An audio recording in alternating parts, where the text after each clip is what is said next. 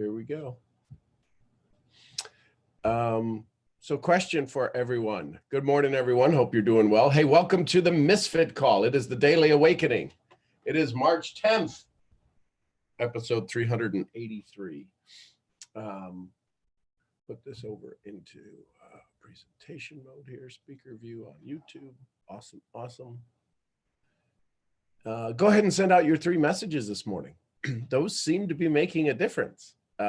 Those things are messages that give you give you space to allow your good stuff in, right? If the law of attraction is something we believe in, something we have conversations about, then what you're sending out is what you're bringing back. So send out some good joy. Give yourself some room to have a conversation that lets you have more of what you want and less of what you don't. Get over here and mute that. There we go. Let's see, what else? So the 3 messages, anybody have any ahas, awarenesses, or awakenings that they'd like to share? If you raise your hand, I'll give you a shout and we'll have a conversation about it. Here's what I believe. There's shifts happening for many people. And a shift, if you think about it, right? When we talk about, so I come out of the industrial world. I spent many years in the industrial world and in power plants and paper mills and refineries and chemical plants and nuclear facilities doing industrial work. When you talk about something shifting, it's usually an unscheduled move of a heavy object that when it comes to rest, it can usually make an impact. Think about that. Piece of furniture shifts in a moving truck. It shifts, it moves, it wasn't repositioned, it shifted. It moved without you knowing it. And these shifts that happen in our own world, when people say yes to you, sometimes there's a shift in their world when they say yes to you in your business. They say yes to you in your friendship. They say yes to you in your relationship. When things aren't going so well, things shifted out of accordance. Now, they may have inched over time, but when you become aware of the shift, that's when we wind up wanting to make some changes, make some direction, do something that says, hey, I need to pay attention to this. Every day we have a shift. Every morning we wake up, we come out of this unconscious state into a conscious state. And we become aware of things we were not aware of before. And then we have to make a decision. Is this the pattern, right? The brain looks for 2 things. Will it kill me? Or how fast can I recognize the pattern? And if I don't recognize the pattern, here's the other mischievous thing the brain does, because it doesn't want to have to work a lot. The brain's 2% of our weight, 2 to 3% of our weight, our overall body weight, but it uses 20% of our energy. That's why you can go to an event or you can go to the beach and be exhausted at the end of it. Because there's all of these new things, all of these things of, you know how hard sometimes it is to try to relax? To slow down that brain. So a shift is good. It means something's moving. It means something has broken free. Now, it's hard to go to a prospect and say, hey, listen, are you ready for a shift in your life? Because they've all had it. We've all experienced it, right? Your income has shifted. If you ever got an allowance at 50 cents a week, yeah, I dated myself there, didn't I? $5 a week, $10 a week, and you now make $10 an hour. That's a huge shift to go from what you used to make in a week to making it in an hour. Then that begs the question, what's the next shift that's necessary to take what you do in a week to do that again now in an hour? Some of you have been able to do that. Some of you used to get hogtied because of a situation that would happen in your life, an emotional, somebody looked at you wrong, somebody said something wrong, somebody of influence seemed like they berated you, or they said something about you, and it may have taken you a week to get yourself back in order. Couple of weeks to get yourself back in order. Think of a moment in time when you had something, a shift in your life that it took you days, hours to get through. And now you seem to get through them quite rapidly in comparison. So you've had these shifts, these little tiny shifts over time. Right? If we launch SpaceX, we launched Dragon Crew Dragon, whatever the name of the capsule is. We launch it and it takes off. I haven't heard a statistic from SpaceX, but between there and the space station when it docks, I'm just going to use a basic formula. It is on target, on the exact path between point A and point B as they designed it, probably 3% of the time. Over the course of the however many hours, 20 hours, it takes to get to the space station, 97% of the time, it is having to shift itself. When the other capsule that went up and it had to come back early because the computers thought it was at a different elevation, thought it was at a different altitude, and it burned fuel at the wrong time because the computers were off. It had to come back early because it didn't have enough fuel to shift itself into the right orbit. That's where many of us are. I know that's where I've been many times. I've run out of fuel and I keep pushing and I keep pushing and I keep pushing and I keep pushing and I keep pushing and I'm out of fuel. And one of two things happens. I get lost there, or it takes me a lot longer to get back safely to a place to where I can resource. Unless, of course, you take your source with you. Right? We know about the military planes when they're flying to long distances. They'll have fueling tankers in the air, and they'll pull up to the tanker. Their source is midway, right? So they don't have to stop and refuel on the ground. They can refuel in the air. What does refueling in the air look like to you? What is this allowing you to continue this shift? What does it look like to refuel in the air, to have your source with you? Many of us would call that prayer. Many of us would call that connection with a mentor. Many of us would call that access to good content.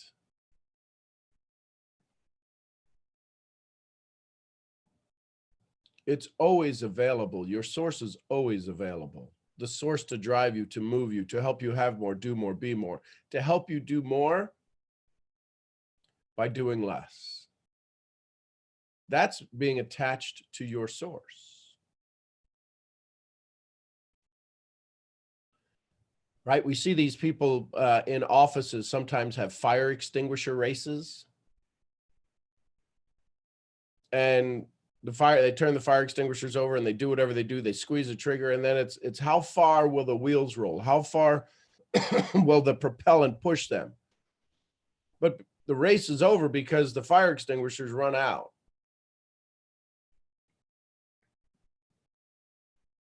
What is it? What is an unending source for you? It goes back to the question. In this moment, what do you choose? Misery or joy?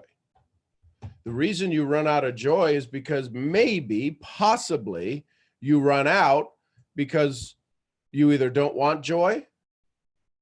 I know that sounds crazy. Or you want misery. I know that sounds crazy. Or you just run out of joy and misery has to fill the spot. Now that's a possibility. They're all possible. I'm sure they all happen at any given moment. The question then becomes, what is it that you're choosing? Have you found the source? Have you found the source for you that is unlimited? Now comes the question. Now comes the being a good human, being a good person.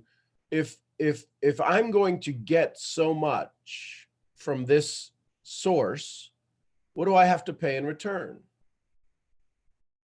Well, sometimes with mentors, you got to pay money. Sometimes you got to pay with your time. Sometimes you have to pay with activities, right? Other times, what if the source is just there? When you go outside and you want to get and you want to get some vitamin D, right? And you roll up your sleeves of your shirt and you go out on a day in the sun and you're like, "Ah, oh, that feels so good." How many of you can remember the last time you just stood in the sun and you're like, "Oh my gosh, that's just like warming my bones." And in doing so, that was the source. Did you show up and if I was standing there and you came stood next to me, did I get any less because you showed up? No, there's more than enough source of sunlight.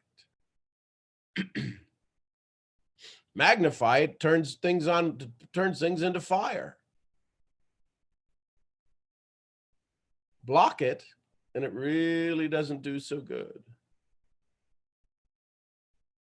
But the source is there. The sun doesn't wake up and decide, who am I going to give my energy to? There's really bad people that are getting sun today, and there's really good people getting sun today. There's sick people who are getting sun today, and there's healthy people getting sun today. There's rich people getting sun today, and there's poor people getting sun today. The sun doesn't discriminate. It just says here. So that's just a word that popped up. Does your source discriminate? In our profession, it's not unlike to hear where it's not unknown to hear of some leaders saying, unless you're at a certain rank, you don't get to talk to me. That's an interesting source. We only let certain people sit in certain places. I can understand recognition. You've got to do X, Y, and Z in order for you to have access to me. That's requirements on a source. That's not an unlimited source. What's the source you need today? You need now. Is it available? Is it always available? And if it's not, how do you make it always available? There's some questions that came in meditation real quick. What are you looking to transform?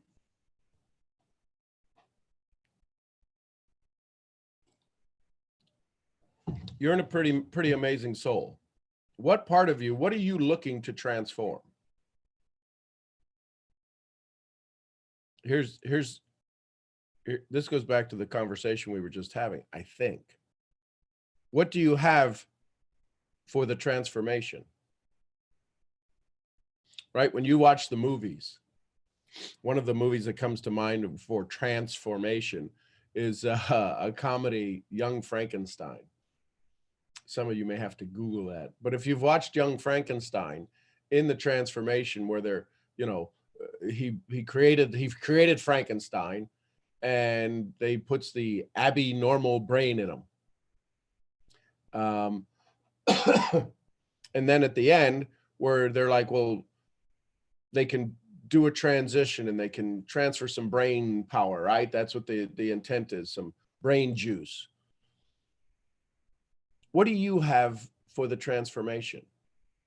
What's the energy you have? Because in order for you to transform, you've got to have something for the transformation. What is the criteria? Here's a big one, right? We talk about this. What's the criteria to change? The challenge is, here's my thought. This is my interpretation. The challenge with change is we have very little control over it. Right? You sit down with me, we have a one-on-one mentorship. There will be some changes. Because when we have a conversation, here's the only thing I can give you, my experience. My experience I've either had personally, the experience I've witnessed through others, or the experience I have in listening to the Holy Spirit, how it shows up and gives me guidance to have a conversation with you. But there's usually a change involved. Transformation is when you let that change take a new direction. So when a seedling pops up, it has the first solar panels that pop out that are usually, they are not equivalent to the seed, typical leaves that happen in its life. They're usually like these big solar panels that pop out, the first leaves. There's a certain name for them in horticulture that they call those first pair of leaves that pop out, that allow that seed to absorb so much more sunlight than it normally would. That's what it pops out. That's what it has. That's its source to allow the transformation to turn that seed and the soil and the water into a strawberry plant or a tomato plant or something. What's your criteria to allow transformation?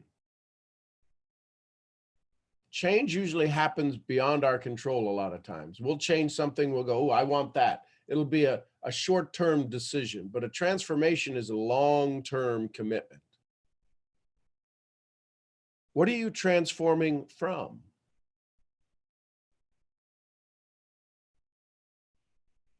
Why do you decide to step into transformation? Why do you decide to go from the caterpillar to the butterfly? See, the challenges with transformation is sometimes we don't give ourselves that rest in the cocoon. We don't give ourselves that awareness, that awakening, because transformation says you are going to be a little bit different. We call those really aha moments. When Angie talks about Wonderland, that was a transformation. Anaya took her on that trip last week, and it transformed Angie. She yesterday, if you heard her when she was talking to Shami about Girl Wonderland, I mean, she was an advocate. She had transformed into an advocate of Wonderland. Wasn't hers. It's now she's taking ownership of it. But 2 weeks ago, Wonderland wasn't a conversation.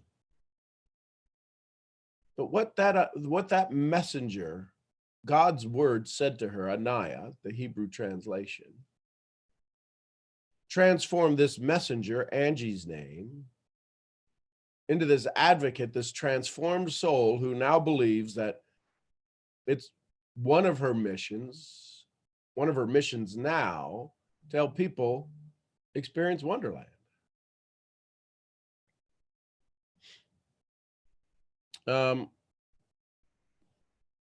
What project are you working on? What project in you are you working on? Is it the project to build a better source so you work out every day? Is it a better project to become better at speaking? Right? We can have a project to build a house. At some point, though, we got to build the bathroom, and we got to build the basement. We got to build the living room, and we got to put the lights in, and we got to do the electrical. We got to do the plumbing. Sometimes it helps if we determine, what are we working on today? What is the project we have that's in front of us today? And then what resources are required for your transformation? Sometimes it's a conversation. Sometimes it's prayer. Sometimes it's sitting quietly. Sometimes it's going crazy. And it's just absolutely venting with every part of our body. Because once you vent, once you get out whatever it is that was boiling inside of you, once you let it all out and you let that energy that's been stored inside of you, sometimes it leaks out as aggravation or frustration, but sometimes it's just sitting there like a volcano of rage, and it's just constantly infecting us all day long. Sometimes you just got to let it all out. Go sit in a closet somewhere and scream for 2 minutes and cry your tears out.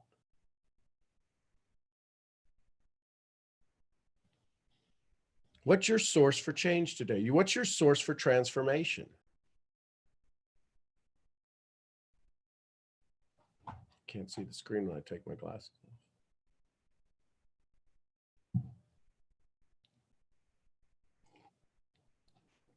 Questions, comments, thoughts, feedback?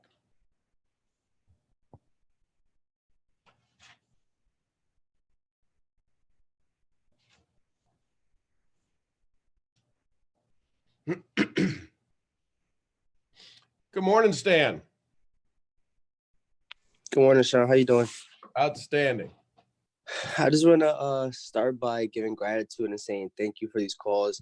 I hop on pretty recent. I hop on about like 4 or 5 times a week, and they do help me a lot. And I know it helps a lot of people. So I just want to thank everybody that asked the questions, because once you answer the questions for them, it helps not only them, but everybody else on the call. So I just want to thank you with that. And I've been having a lot going on recently, and I've been wanting to like ask questions, but I don't really know what question to ask, because a lot of times I see you the way you answer people is basically by asking them questions so that they answer themselves. So a lot of times I basically try to ask myself questions so that I can answer them myself, and then sometimes I find the answer. But so recently I'm in IM Academy. I do Forex. And when I first started, I was in this group that had 2 Platinum 2000s in them. Long story short, they weren't real mentors. They weren't letting me or anybody else walk away with their value. And I picked up on that. And me and my group ended up parting ways from them and really starting our own thing.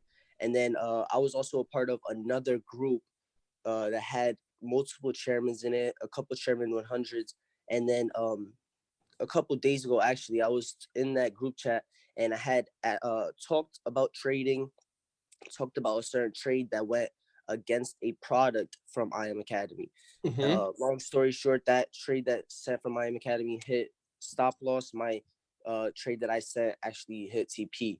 And then eventually they ended up kicking me out of that group chat. So it's like I'm kind of basically have no mentor, no real upline. And right now I have a team of almost 30 people. I'm almost a Platinum 1000, and I help my team a lot. Like I feel like kind of a little pressure, because I'm kind of like the in my town, I'm like now the Forex guy.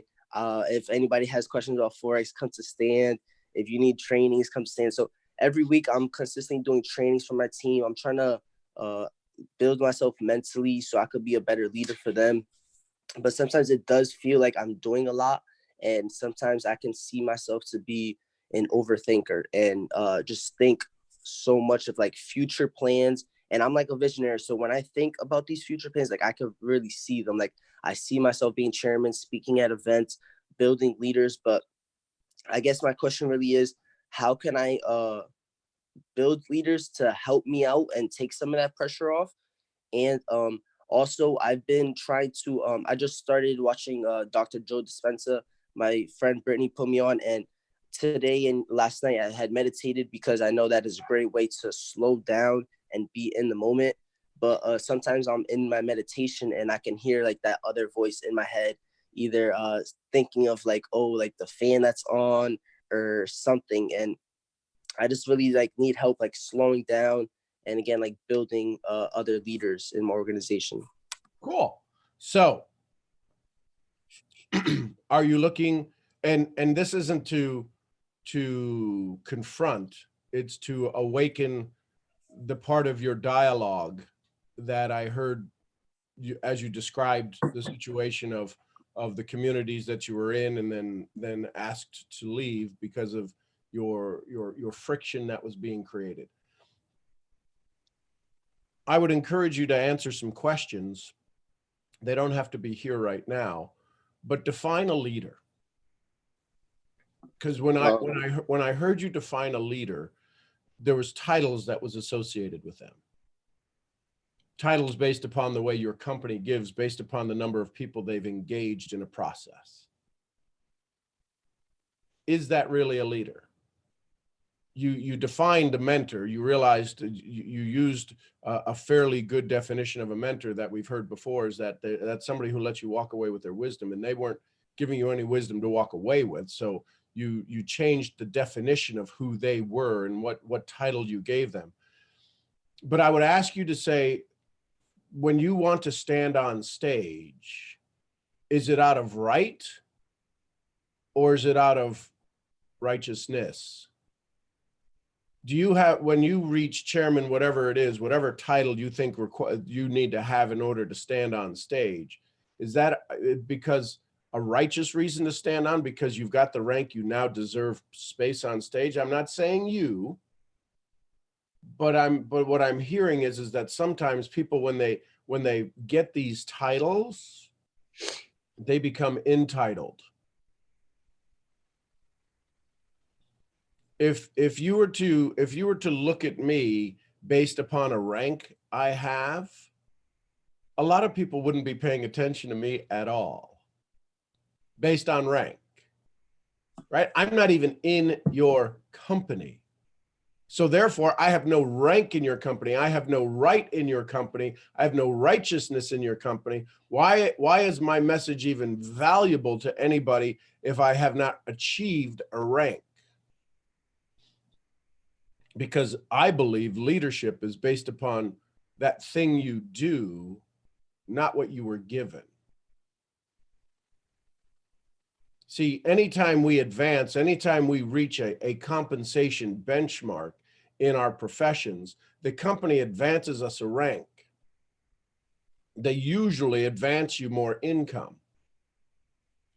So then the question is how worthy is a compensation plan that says, you do more for me, I'll give you the qualifications? Do you know how hard it is for people to believe it more in themselves so that they can receive the rank? Then we've got to go do the most difficult thing in the world, talk to people, face rejection in order to get a compensation that says you're now worthy of this effort. Some people, it takes a long time to get to a particular rank. So other people, they can do it instantly. So what is the definition of a leader? Is the definition of a leader somebody who can do it in 2 months, or somebody that it took them 2 years? Who do you think had to develop more in their personality, more in their persistence, more in their presentation, more in their soul? And yet those are the people that usually don't get the recognition along the way. When you cross the line, we'll recognize you. Listen, everybody's got to have a definition of how they're going to spend their money. There's only 100 pennies in a dollar. And every comp plan out there pays about between 48 and 52%, regardless. And if they're paying any more than that, they'll be gone. If they're paying any less than that, somebody will figure it out and they'll be gone. Somebody will be gone. So for all sake and purposes, it's about a 50%, just for there's 50 cents of the dollars going out and the other 50%, the other 50 cents is being used by the company.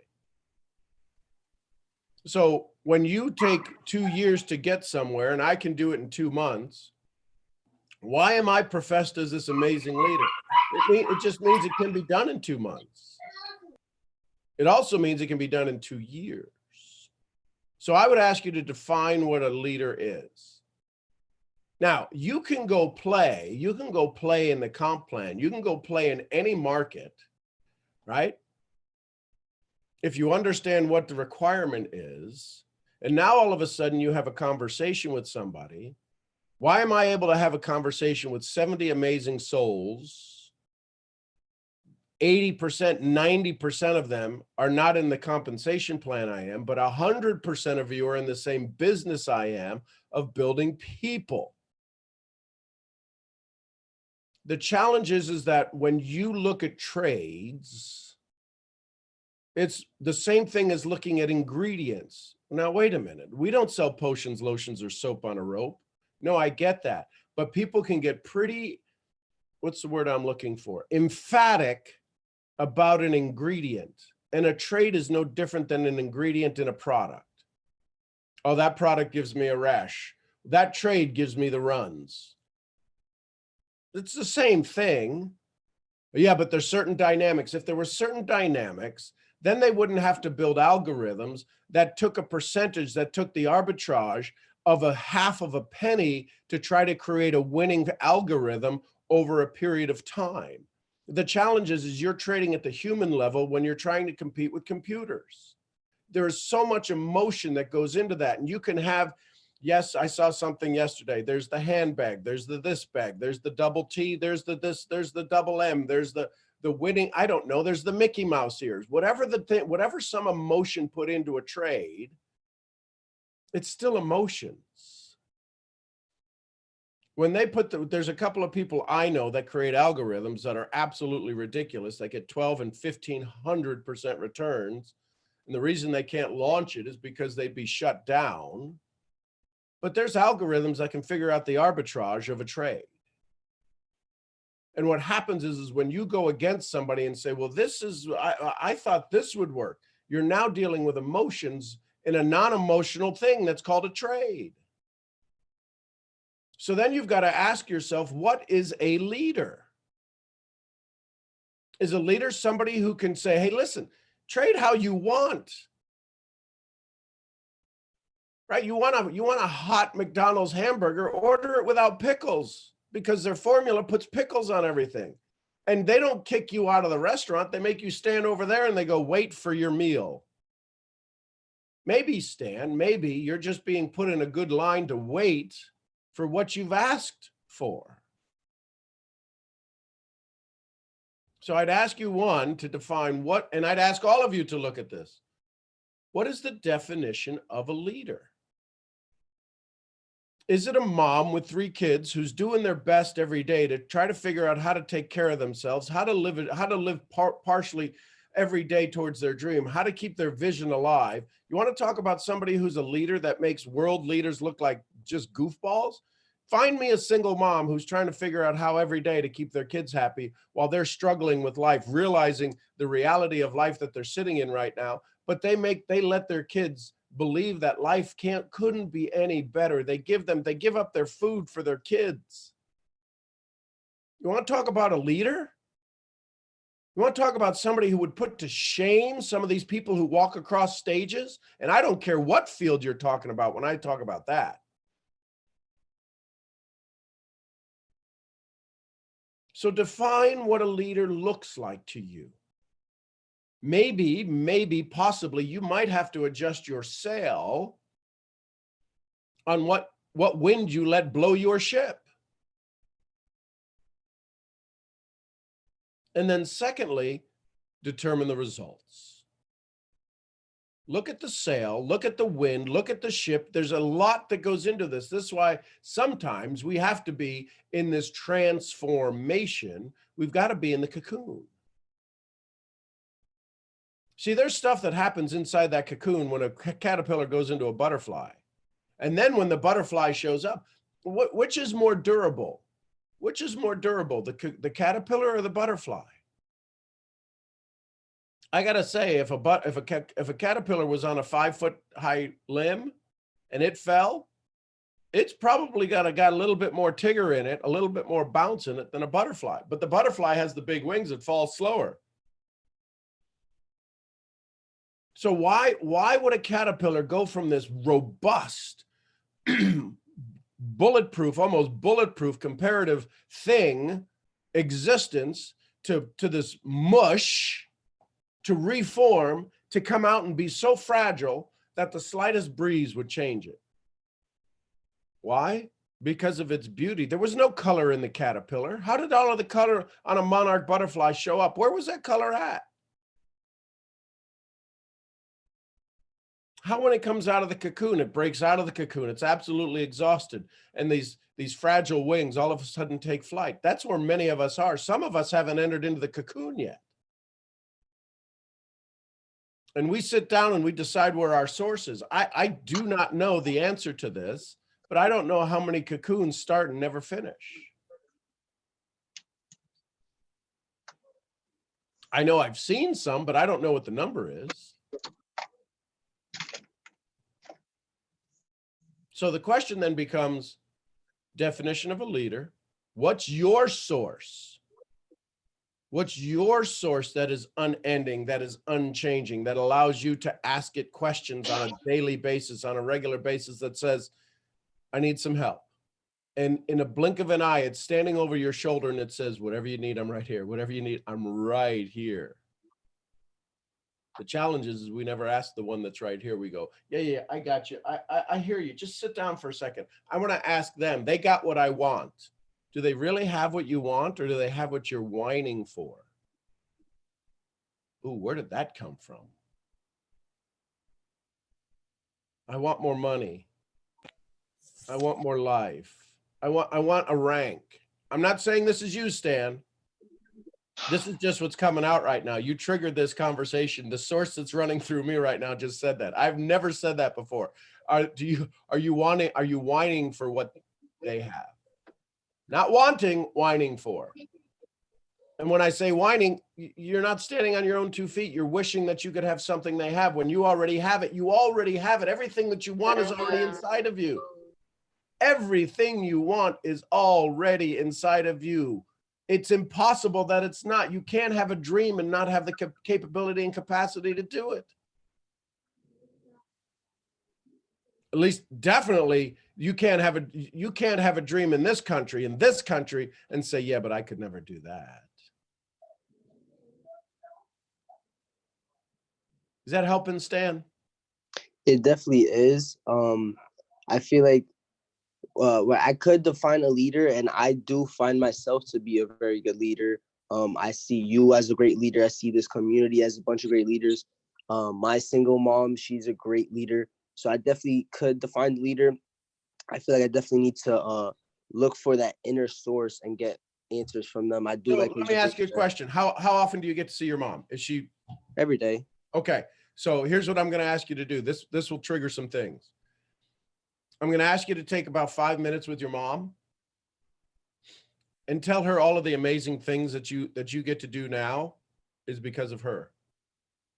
Go be and I know you say probably thank you to her every single day, but I want you to give some specifics, because I know this about moms watching my bride with her amazing son, with our amazing son, Mason.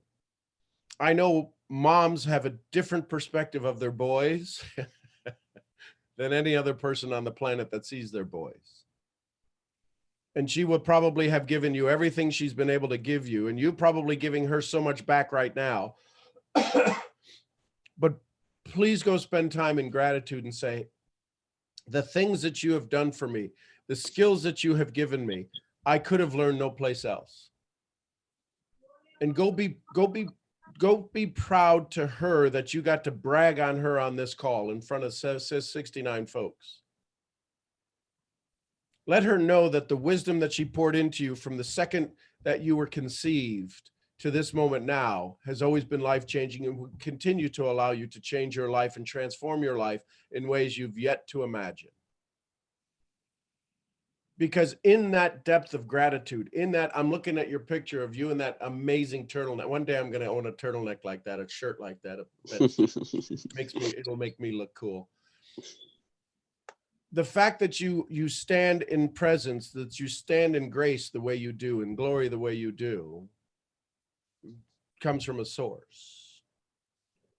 So when you go back in this state of gratitude to your mom and to anybody else, if there's a grandmom or somebody else or granddad or somebody else who's influenced you as you came to this part of this moment in life, go back and be grateful to them and watch the triggers that unlock. Watch some of the padlocks, the doors that open in that state of thanks because of what was triggered this morning. I would encourage you to do that. I will. I'll find the time today. Okay. Definitely when she's free, I'll talk to her. Yeah, but seriously, put her hands in your face, put your hands on her face or hold her hands, but get truly connected to this gratitude. Because what I'm feeling is there's a part of you that is this absolute source of greatness for so many people around you that they're not sure how to thank you. maybe because sometimes in being grateful, I don't want to say it's a weakness. It shows vulnerability. But in this world where we're young men, tell me how old you are, Stan? I'm 19. Yeah.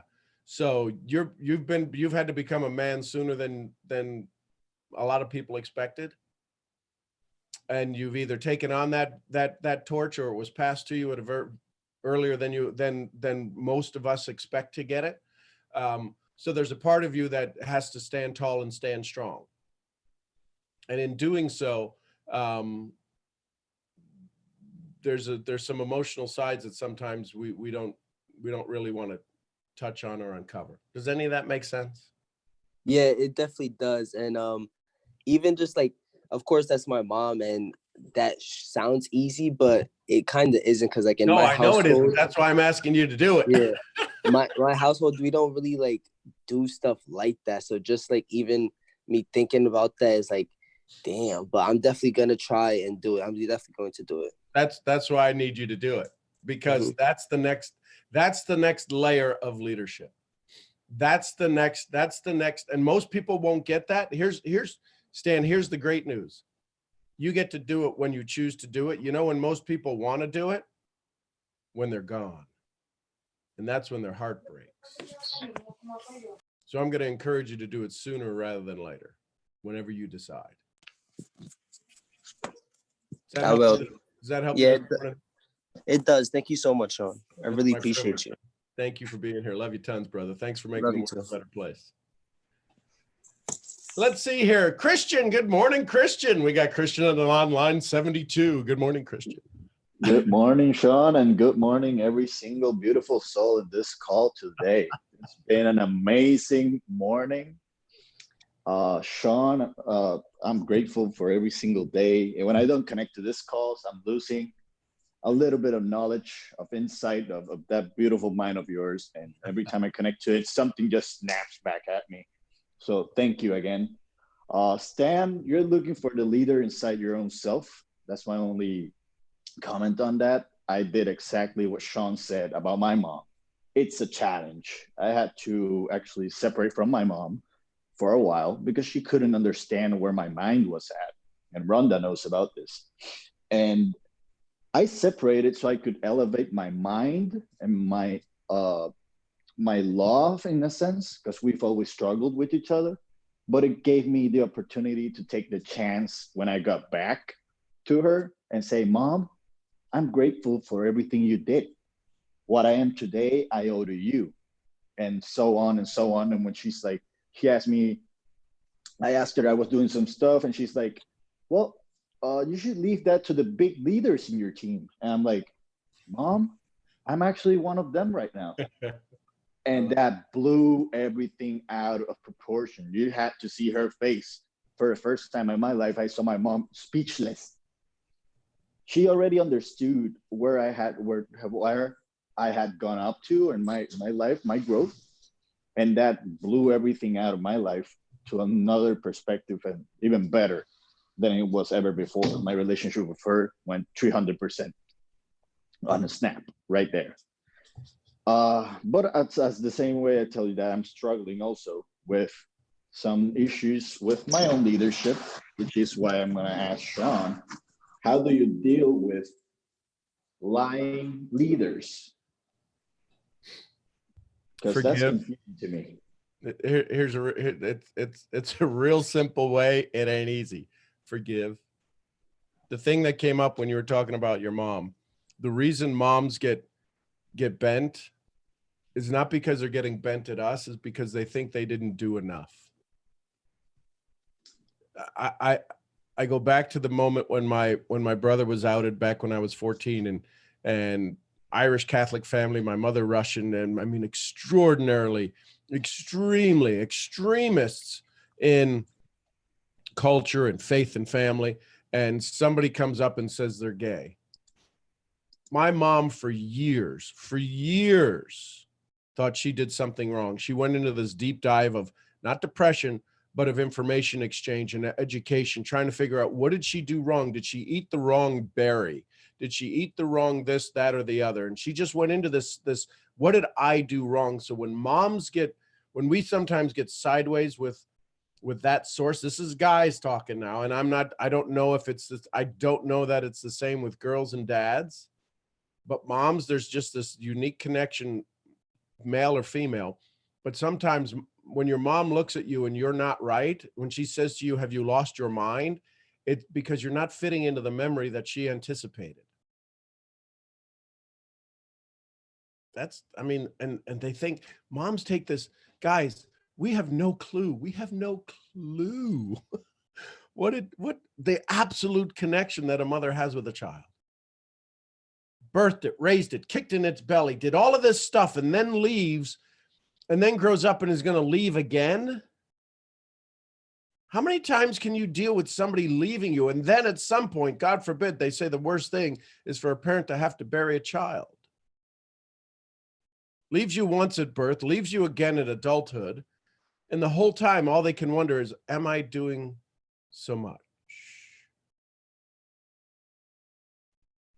So I applaud you for that relationship that you're having and helping you understand more and creating that connection with your mom. So how do you deal with liars that are in your upline?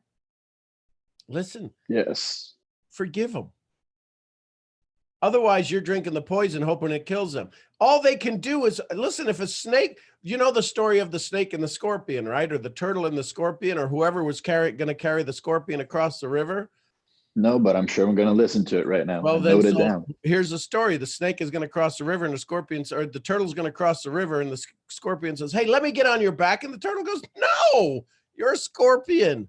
You're going to sting me. I'm not going to sting you. That's stupid. Why would I sting you? Because you're a scorpion. I'm not going to sting you. Please, let me just ride across the river. No, I'm not going to let you do that. I promise you, if I sting you, I'm going to kill you and we're going to both die. Why would I do that?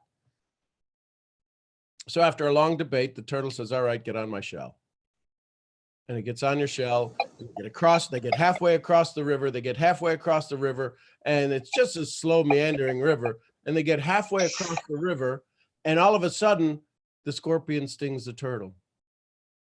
And the turtle's like, what did you just do? You just killed me. Why would you sting me? You said you promised you wouldn't sting me. And the scorpion says, but I'm a scorpion. That's what I do. So when you come across liars, forgive them. That's all they can do. It's not like they started lying now. They've been lying since they've been lying. That's who they are. So all you can do is say, you know what? That's who they are. I love them. Listen, you ever watch a movie and there's somebody in the movie lies? You don't leave the movie. You go, ooh, that son of a gun's going to get an Academy Award. They are the best damn liar I've ever seen. True. So now all of a sudden you look at these people and you hand them a little award. Next time you see them, you cut out an Oscar trophy and you just stick it on them. They go, what did I win that for? Because you're just the best. The best at what? At what you do. Oh, wow. And now look at your energy change. Because see, Epictetus says, control the desire you have for your success is only what you can do within your control. You can't control a liar. You can't control a leader. All you can do is let their energy rub off on you and you decide which experience you take. That's all I'm doing here is letting my experience rub off on you. Some of you take it, some of you don't. Some of you use it for your own, you adapt it, you adopt it, you put it in your own stew and you go, I'm going to take a little bit of Sean and put it in the stew called my life. And when you do that, you come up with your own stew. So if they're lying, you love them. Love them for who they are. Go, let's see what lie's going to tell today. Ooh, let's see what lie's going to tell today. As opposed to going frustrated. Because they're lying, they ain't frustrated. Their source just ain't caught up with them yet. So you just accept the fact that they're going to keep lying, love them, forgive them, and keep moving. Love them. That's I mean, way? listen, if you saw a dog with 3 legs, wouldn't you go, aw? There's something Yep. wrong with that thing. But the dog is just as happy as a blarg. It is. My dog is limping and she will still run around. Yeah, because it's in your joy. But you can't take away their pain. All you can do is love them through it. You can't take away their lying. Love them through it. Maybe they're lying because there's nobody strong enough to see them at their core. Maybe you're the one to see them at their core and just say, hey, listen, whenever you're ready to talk, I'm here. What are you talking about? Imagine going to a trapped animal. Imagine walking up to an animal that's in a trap. Its leg is in a trap. Is it gonna be, hey, listen, could you do me a favor and get me out of this trap? Or is it gonna think you're there to kill it? But what does everybody do? They'll walk around the animal. They won't spend the time for that animal to realize, hey, listen, maybe you're not here to hurt me. Maybe you're here to let me out of my trap. But no, what we do is they're a liar. They're a liar. And we stand over here and we point to them. What if you went and wrapped your arms around them and you just said under your breath, listen, you're lying. You know that's not hurt. You know that's making you not sleep at night. Maybe you're the one that they need in their life to just love them for the first time for who they are as somebody caught in a trap. Now, you don't have to let them out of the trap, but you can ask them, hey, listen, I've been where you were before. I've gotten out, and boy, I got to tell you, getting out, man, it hurts. Can you imagine sleeping on your leg, sleeping on your arm? And when you wake up, it's like, could you imagine what that'll be like when he realizes the lies that he's been telling ain't no good anymore? Imagine the pins and needles and the awakening that happens in the memory inside the body, because everything he's saying is being stored in the body. It can't be all stored in the brain. You know how hard it is to remember lies? Yep. Change the way we look at things, and the things we look at change. Indeed. So even confrontation or even acknowledging the fact, that would stir a really bad nest. Go back to the animal in the trap. Its leg is in the trap. It's been in the trap for however many years. And you're going to go, hey, you're in the trap. Do you think the thing's going to go, yeah, I know that. I wish somebody would get me out. No, it's going to go, and it's just going to fight for its life. It's fighting for its life because the last time somebody came near, it got in a trap. That's all it can think of. And now anytime comes near, they think they're going to put me in another trap. Somebody's got to sit there quietly and just calm them down in the trap they're in called lies. Nobody's got the patience for that. Ain't nobody got time for that. And some people are just too scared of the possible outcomes. Yep. Why did they make a story about a guy who got his arm stuck in a rock? There's no story with a guy who got his arm stuck in a rock. You know whether the story is? The guy who cut his arm off because he got it stuck in a rock. You know how many people get their arms stuck in a door, in a press, in a piece of industrial equipment? Mm-hmm. The reason they wrote a movie about the guy is because he cut his own arm off. There should be a movie about every one of you. Listen to me carefully. There should be a movie about every one of you on this call this morning, because you've been in a situation in life where you had to cut off an old part of you, an old story of you. You were molested as a child. You were beaten as a child. You were left. You were put in an orphanage, and you keep wondering why. You all of these things. Every one of you have been through such tragedies in life that you've cut a part of that off, or you've cut it off and buried it, and you're still holding on to it. That's a whole nother story. But you've cut off these parts to get to this moment in life where you're sitting on this call this morning. You don't show up to this call unless there's been some amazing awakenings in your own life. And what I mean by that is, now I got to go back to Michael, who's on these calls. I don't know if he's on this call this morning. I bet he is. But he says, my life really wasn't that bad. Some of you have lived at the oddest of lives because it wasn't that bad. And you're trying to figure out, what do I have to cut off? You have to cut off the old story that your life wasn't miserable. That's sometimes even as hard a story as to having lived through the misery. Does that help, Christian? Yep, definitely. That clears up a lot in my mind because I've been thinking about it lately so much, and it's I've been sleeping all right, but every morning I wake up and I'm like, God, more lies. So I'm like getting back to that zone where I'm like, how do I tackle this? I already know the truth. What's going on? How can I deal with it? How can I move forward? Close this chapter. Keep going. Don't let it hold me back. So thank you so much, because I guess I already know what I have to do. I guess I have to Listen, figure it out. Every answer to every question you will ever ask is already inside of you. Two things you'll either need to do. One, ask for help, which is what you did this morning. Asking for help is like the equivalent of cutting off your arm, right? Because you're cutting off the old story. I know the answer. You had to say, I didn't know the answer. I'm going to see if I can find a new way to do this. Or you can let time bring you the answer, called experience. And usually, why do most people become wealthy in their 60s? That's usually the age. Anytime after 55 is because they really just don't give a shit anymore.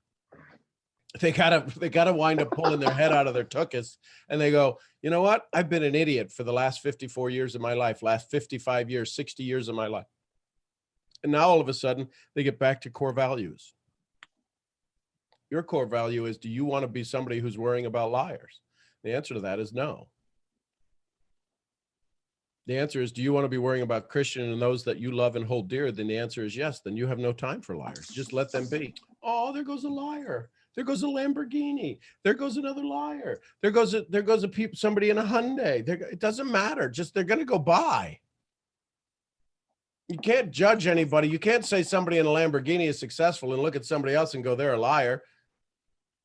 They're just them. That's definitely a different way of seeing it. Thank you so much for that, Sean. You bet, brother. Where's my Julie? Julie had her hand up. Julie, where are you? Yes, I'm here. There she is. Hi, Sean. Hi, family. I'm so happy to be here today because I needed this. Christian, I can relate with everything you said. Recently, I've been dealing with a lot of people, well, not a lot, but a few people that left my organization. They're basically putting things on other people's heads that are part of the organization about me.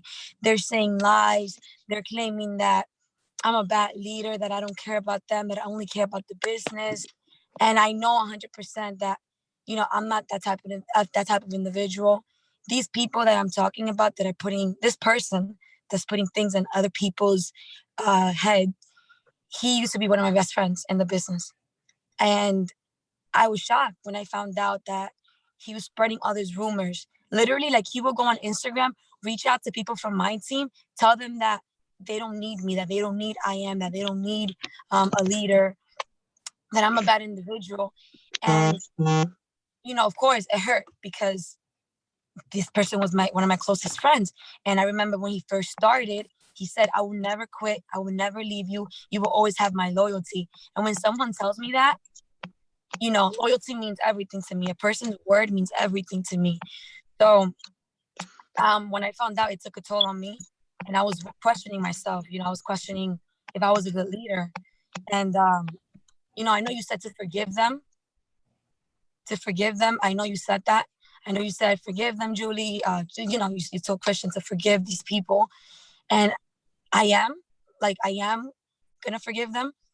But, how would I protect my organization with an individual that's toxic, and an individual that's like he told my closest friends that I went to the military with, he told them that he doesn't need me. My best friend, right, for 6 years, he's completely ignoring me. He completely doesn't want to deal with me. And I couldn't believe it because, what did I do to this kid that was so bad? He's here doing this. A couple of things real quick. Yes. One, tell me why you can hear this. Because I have ears. Nope, because it's empty. Okay. Oh, an empty cup makes the most noise. So if I got to go tell you, you're going to follow me, I'm not going to leave you, I'm not going to, I'll do this. Actions speak louder than words. People don't follow your lips, they follow your feet. Mm. So right now he's using his lips to create followers. Nobody's gonna, you can't follow people's lips. You can only follow people's feet. What does Rhonda say all the time? Nobody robs an empty grave. Imagine if you went out on Instagram and said, you know what? Damien or whoever this person is, Sean was this friend of mine for 6 years. We went to military and everything. You know what? I still don't think I'm wrong to think that he's a friend, but I don't know what friend would say things that he's saying right now. But you know what? I still love him. What can he do to that? What can he say to that? Nothing. But if I put my hand up and I went to you like this and we were sitting in chairs and I said, Julie, put your hand up, and I went to push on your hand, the first thing you're going to do is what? Push back. All I said was raise your hand. But 9.9999999 times out of 10, when I do that in 30 different countries, in 40 different languages, doesn't matter. When I go, put your hand up, and I don't even have to tell them in their language. I go, they'll put their hand up, and I put my hand on theirs, and instantly there's resistance. All I said was put your hand up. I didn't tell you to resist. He's putting his hand up, and you're now resisting. If he's your friend, why are you not being his friend and loving him through this? Why are you saying he's changed? Maybe he has. Have you? Is he no longer your friend? If he's not your friend now, he was never your friend. You're right. It's not about me being right. Think of the situation. So what would happen if you came out and said, you know what? Listen, Timothy, listen, for all of you that follow Timothy and seeing what he's done, we've had this little business breakup. Here's what I do know. Timothy is an amazing soul. We went to military, and I would still, if we got in a fight today, I'd want him in my foxhole. What he's doing now, hey, Timothy, whatever I've done, listen, I apologize. If I've done something that's upset you, that I wish we could talk about it, but evidently we've got into the social media gathering. All I wanted to let everybody know that's following you and following me is I still appreciate you. And if we ever had to go, if we were ever in a fight, we needed to go to battle, I'd hope I'll be right behind you. I appreciate you. Business stuff, we can talk about that on a different level. But as far as the relationship we've created, the friendship we have, I hope that's still intact. So anybody following Tim, and tag him in it. Anybody following Timothy, listen, you've got a good leader there. Listen, I got to tell you, I've made mistakes in my business. I'm working on them on a daily basis. We all go through it. What can he say to that? Nothing. And how do you feel about it? Now it's time to move on. Listen, when you got through a drill, did you go back and go, oh, I could have done that? You're either going to do the drill over, or you're done with the drill. You get the ribbon, you get the badge, and you got certified, and you move on to the next one. You're getting the badge of somebody that's showing up and showing you their true colors. So now you go get another thing to put on your salad, right? On your bars. Listen, I've dealt with an imposter. I now have my imposter badge.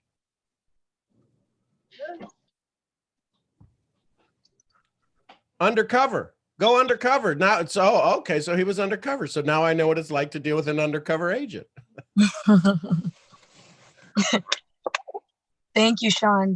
That really made me see things differently. Well, look at your body. Everybody look at her face. Her shoulders have dropped. Everything has changed. She's breathing differently.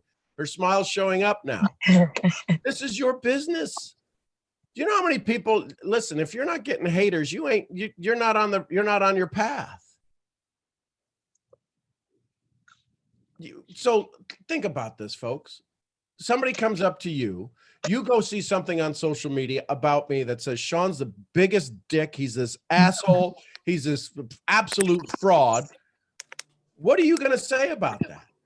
What would that be enough? Listen, I'm asking you this. Is there anybody on here that if somebody said Sean's the biggest jerk and you shouldn't go to him, If you've been on any of my calls, what are you going to say? Do you going to believe, oh my God, somebody said something bad about Sean. We should listen to that. Are you going to go, oh my gosh, what about, I don't know what they were smoking. So can you be strong enough? Can you be tall enough in your own shoes that when somebody comes and rattles this, you're like, ooh, what is that sound? Somebody's talking about me. How cool is that?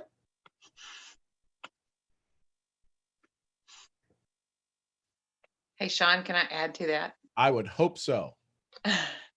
So, Julie, first of all, it's fabulous to see you. And it's fabulous to hear that you're having so much growth that you're having to put up with this, because that says you're moving in the right direction. So I don't call them haters, because I don't want to cast anything negative on top of them. Call them? Huh? What's Kim call them? I'm trying to remember that. It'll come to me. Confused followers. Confused followers. That's it. They're just confused followers. But there was one thing I wanted to share with you right quick. Actually, two things. And the first thing is I have someone in very close proximity of my life, since we're streaming live on YouTube, that has done this for years. And my first reactions were what you were thinking. You know, I just want to shoot them or kill them or expose them or whatever. And when I began to walk in forgiveness, I was able to show up at an event recently where I had that attitude that Sean did, which was, I wonder what kind of fun it's going to be today, because this is what they're going to do, and how will they do it this time? And it just changed the perspective. So I was able to just walk right up and hug them and keep going. So as you walk into forgiveness, you'll do that. But there was something that stuck out to me. And what Sean is teaching you to do is what I call heaping coals upon their head. Okay. For my point of view, vengeance is mine, thus saith the Lord. I'm going to let him deal with them, because he's going to have a lot better way to deal with them than I am, because he knows them a lot better than I do. And heaping coals upon their head doesn't mean you're throwing them into the fire, because that's what you want to do at first. But you're heaping coals upon their head by loving them through whatever they're going through and forgiving them. And what I mean by that is you don't have to hold their hand. You don't have to spend time with them. You don't have to be their best friend, but you cannot change who you are because of their actions. You're this amazing, fabulous person, this leader who knows where she's going and what she's supposed to be doing. And you don't change because somebody else is lost in their direction. You stay who you are. But what will cause you to change is you will wrestle with pride, and your ego will feed that wrestling match. And pride comes before a fall. So if you don't want to fall, if you don't have a problem, use this as a moment to relish that someone has brought out in you a place where pride still exists, because you don't want to be a prideful person. So this person, all they did was expose a place in you where you can put a little bit more effort into some personal development, and you can learn how to lay pride down. And this won't happen again if you learn this lesson. Now, the lesson continues until the lesson is learned. So this person, all they've done is given you a chance to learn this lesson and move past. So that will give you the ability to tell the ego, you need to take a walk. Pride, you're done. I forgive them because I'm grateful for what they exposed in my heart that needs to be cleaned out. And now you can celebrate that person and be thankful. Doesn't mean you got to hold on to him. Doesn't mean you got to hang out with him. You ain't got to go have drinks. You ain't got to do nothing like that. But you can celebrate what they exposed in your heart that needed to come out. And the reason it was exposed is because God's ready to elevate you to another place of blessings. I don't want to say level, because we're talking about multi-level business, but elevate you to another place of bigger, better blessings. But when he does, if you're prideful and your ego is in the way, you will trip and fall so hard and you will take your whole team out with you. So this Right. guy secured your team. That's all he did. He secured your team for you. Just be thankful for it. Thank you so much. You know what's crazy? Like, this is crazy because I was thinking, I'm like, you know, maybe I have to change with my team. Maybe I shouldn't be as open. Maybe, you know, like I struggle with in the beginning with network marketing, I struggle with loving myself and loving other people. And I was so closed off. So I was like, so I was thinking I need to protect myself from being hurt, from going through this pain. So I'm going to change with everyone in my organization. I'm going to be more business minded. I'm not going to lead with love. And you just, you know, with ego and pride. And the fact that you just said that, thank you, thank you, thank you, thank you, thank you, because it was going to win. It really was. So I appreciate Yeah. it, Rhonda. Well, congratulations on the step forward because of this guy. He just basically swift kicked you in the butt to take care of an issue you needed to go to the next level. That's awesome. I love you, girl. Thanks for letting me speak into you. Love Julie, you what too, does Rhonda. Julie, what does MLM stand for? Me loving more. Mentors leading mentors, making lasting memories, making lasting money. Whatever you want it to mean is what it means. What you're turning it into now is back to a compensation plan that you got to compete in because this guy left or saying stuff. All I can tell you is this: this is me talking now. Me talking to my little sister Julie. God works in silence. He doesn't need you out there showboating or anything else. He's going to put you in a place of solitude, of quiet, of silence, and that's when he does his greatest work. I can't quote you scripture and verse, but I know there's times when somebody was thrown in a furnace, and when they were in the furnace, they were by themselves, and they opened up the furnace door the next day, and they were in there dancing or singing or doing something. You're gonna make me cry, Sean. When somebody walked, I don't know why I'm crying. Because this is the part of you that knew you don't have to change. It's washing away this toughness, this boldness that still resides inside of you. There is a strength inside of you, girl, that I don't know that I'll ever be able to attain. There's an absolute strength inside of you. There's an honor in me getting to speak to you, and the honor is mine. That I get to pour into you, that you get to pour into me, that you get to ask me questions in the states of vulnerability that we've shared. The fact that we love each other so much. We've been in contact a total of 2 hours, person to person, but we've known each other for eons. So this part of you that shows up today, that asks this question, that has you in this beautiful, pink, gorgeous, vulnerable color, this beautiful color of womanhood, right? Pink, that's what it's associated with. You blooming, it's the color of a flower when it blooms. You're all of this stuff that's growing right now. Don't hold back those tears, Julie. Those tears of that pride and that everything going away. Just cry it out, girl. Don't hold it back, because once it leaves your body, it's gone. It's gone. And it'll use every orifice, every cell, everything it can to get out. Let it go. And transition. Oh, that's funny. I just use that word. Transition into this new person. Thank you, thank you, thank you. I love you all. Thank you so much. Thank you. And I'm sorry that I'm like tearing up. I don't cry. Well, this you is do. weird. I don't cry. You do. Well, you need to. So cry. Yeah, this is why. Because those are the drops, those are the tears that feed this new soul. So we love you for it. I love you. Thank you, thank you, thank you. And here's what happens. In these dialogues, and that's what they are, dialogues, not monologues that happen to bump into each other, which a lot of leadership training is they tell you what they want, you ask a question, they tell you what they want, you ask a question, they tell you what they want. That ain't a dialogue.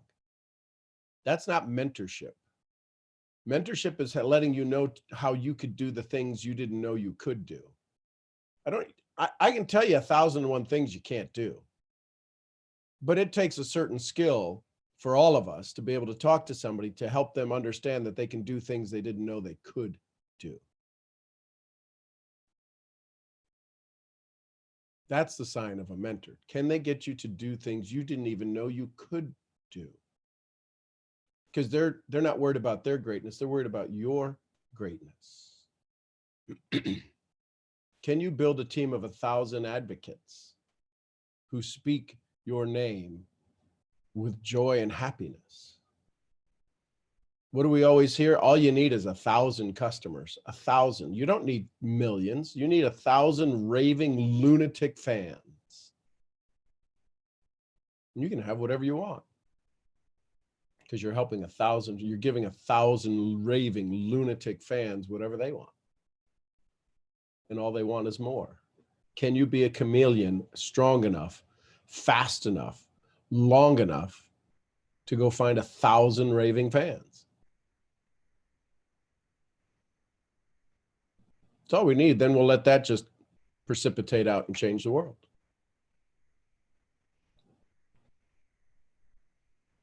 Ash, say it for me. Ash. Asia. I don't know why I always say that. We wrong. do this every Morning, time. Asia. I know. It's like I'm used to my Latin. Asia. Okay, I see it. The H is silent. Got it. Yes, Good H morning, is silent. Asia. Good morning. Look How are at you the today? robe. All these sexy girls in a robe. I don't know. Do we? We may need to go to PG on this place. Y'all are hot. Good morning. Yes, the robes are in. Good morning. So you said something earlier that kind of really gave me like an aha moment, right? So I've been in my business for about going on 6 months. And when I first joined the business, my main focus was just learning the skill set, right? Learning how to trade. So took about 3 months or so doing that. You know, I felt really comfortable with that. Was seeing some profits and everything like that. And then starting January of this year, so for the last 3 months, I've been focused more on growing the business, right? And just learning network marketing. I've learned a lot from you. I've learned a lot from other mentors. And I've been taking a lot of what you guys have been saying and kind of starting to do that. You know, I've been doing events. I've been changing how I talk to people, been branding myself, doing everything that I've been told, right? And I'm still finding a struggle with, I guess, the universe and I are kind of conflicting right now. You know, I don't really have a team yet. But, you know, my uplines team, you know, from what I've been told anyways, you know, I'm a great mentor and leader to them. Like they, you know, I have people come up to me, you know, asking me questions, you know, people who's not in my immediate group, you know, asking, do I do one-on-ones or do I offer personal mentorship? And so that's boosting my confidence as a leader. And, you know, I even have some of my other mentors, you know, asking me like, Asia, when are you gonna, you know, hit rank? When are you gonna do this? Like, you know, affirming to me that I'm, you know, that I'm destined to be that great leader because of the knowledge and value that I have. But I feel like every time I get this close to hitting my next rank, something is always blocking me and kind of coming in that way. And so one thing I wrote down is like, am I really ready to break out of my cocoon, and how do I know? And the thing that kind of made me ask that is because about 2 weeks ago, I really so I told myself I was going to hit, you know, my first rank that week. And so I ended up having 2 customers sign up within 24 hours, right? Only needed 3. So I was like, boom, you know, I'm one away from hitting that next rank. The third person who I had to follow up with, you know, I've been talking to her over, you know, course of some months. She told me, you know, call me on this date, on this time, I'll be ready. And when I called her, she didn't answer. So I texted her. So we're, you know, she responded through text and we're going back and forth. And she's like, okay, I'm going to sign up right now. She's sending me screenshots of the sign up screens. I'm like, great, you know, she's about to do this. And then she goes ghost. And then a couple of days later, the second girl who I ended up signing up, for some reason, her bank thought the transaction was fraud. They took the funds back. So now her membership was inactive. And so I'm calling her, no answer. I'm texting her like, hey, you know, just following up. Did you call your bank and figure it out?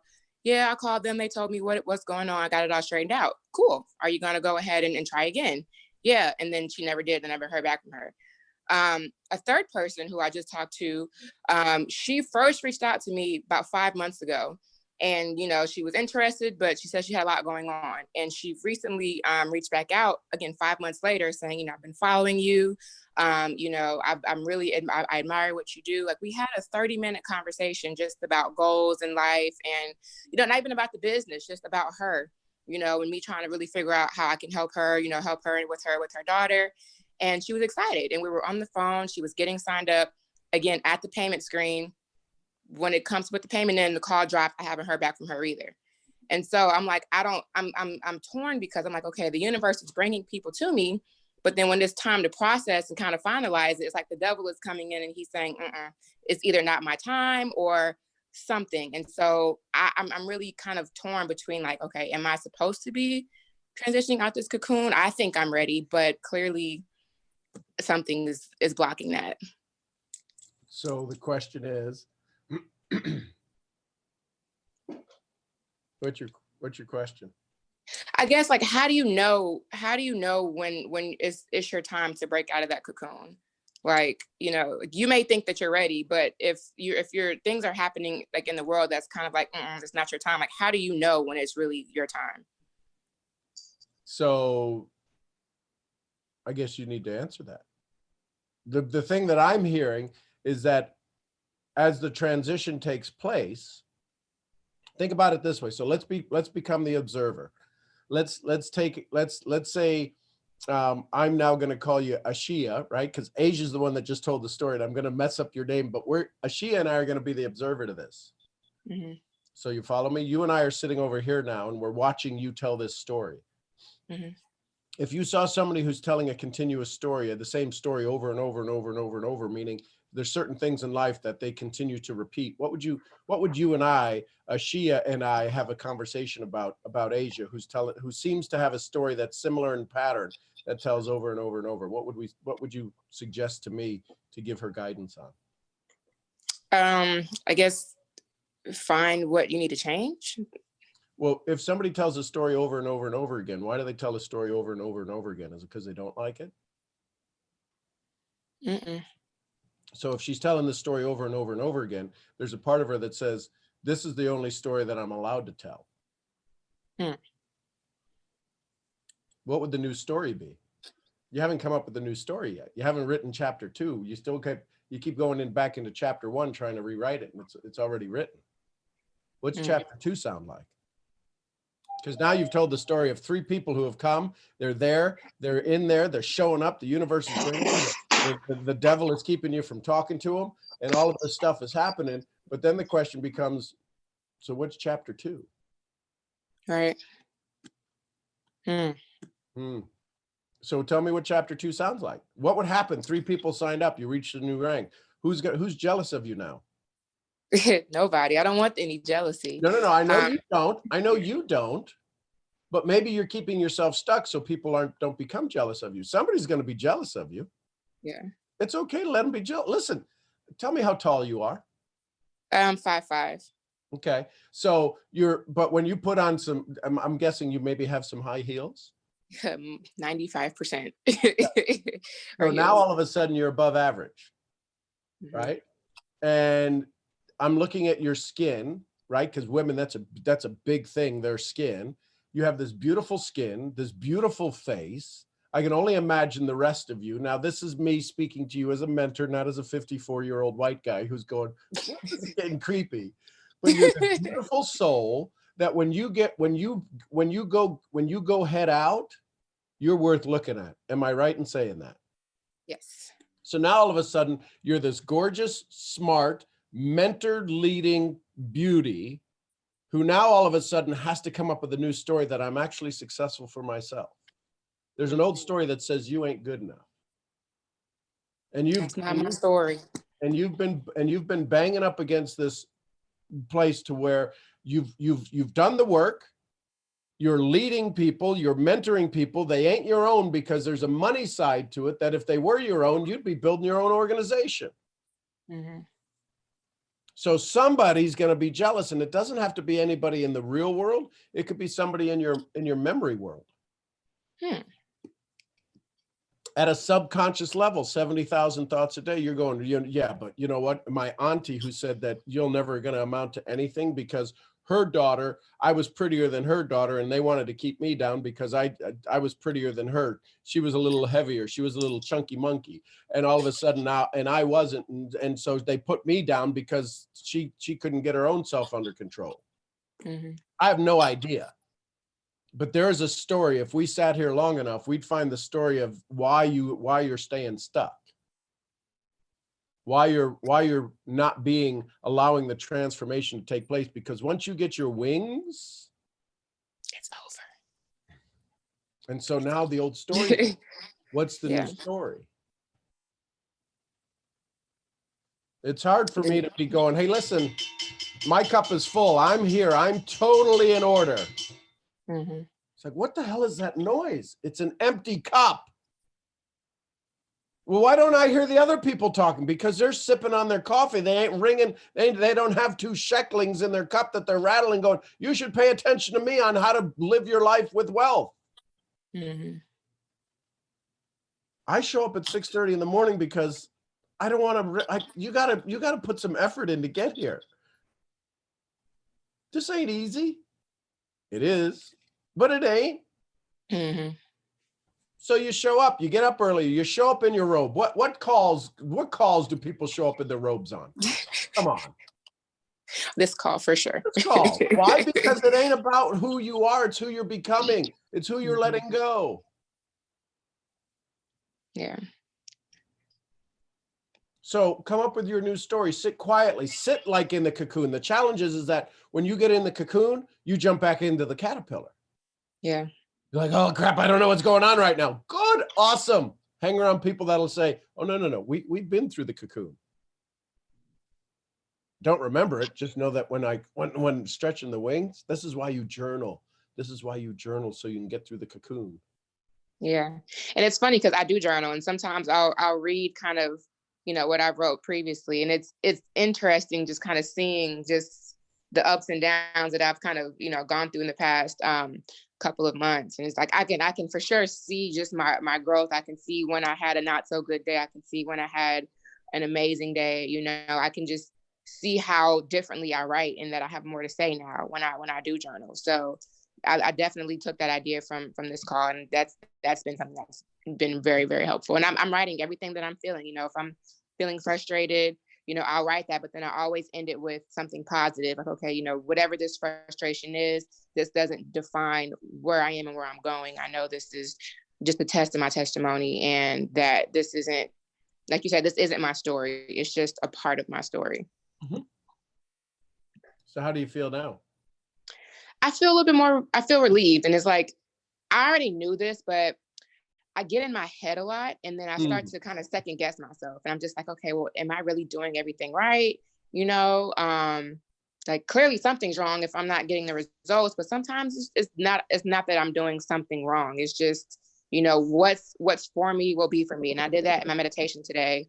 I just prayed that, like, whatever's supposed to be written for me, God's going to write it. And it's not for me to really question how and what, but just to kind of, I guess, just fight through whatever he is putting in front of me, because it's going to, I guess, just make me stronger in the end. And then I can look back and really identify, what areas I did need to work on, if any, or just I'd ask you this. When we say it's not for ours to question, I'd question everything. And here's the question I'd ask. Is this for growth, or is this for grief? For growth. No, I would ask that. Okay. Right. Okay. Because repeating this is grief, but where do you see the growth? Right. What Julie shared with us earlier, it was grief till we changed the way we looked at it. Yep. Right.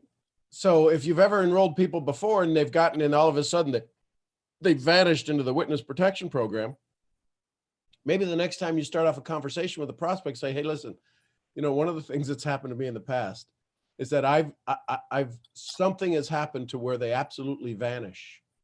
Mm-hmm. If there's ever a moment where you start to become uncomfortable, I don't ever want our conversations to cease, but there's been a pattern that sometimes I've either said something, my strength, my something came off that I might make somebody feel uncomfortable. Can you let me know if that's ever going to happen? What's our safe? When I enroll somebody, I usually ask them, what's our safe word? Mm-hmm. Where I've pushed you, I've said too much, because this is all I do. And if all I do is coming across to you in the very first time, all I can do is all I've done. but Yeah. there might be a moment to where you're like, whoa, whoa, whoa, umbrella. If I hear you say umbrella, it's like, okay, let's back up a few minutes.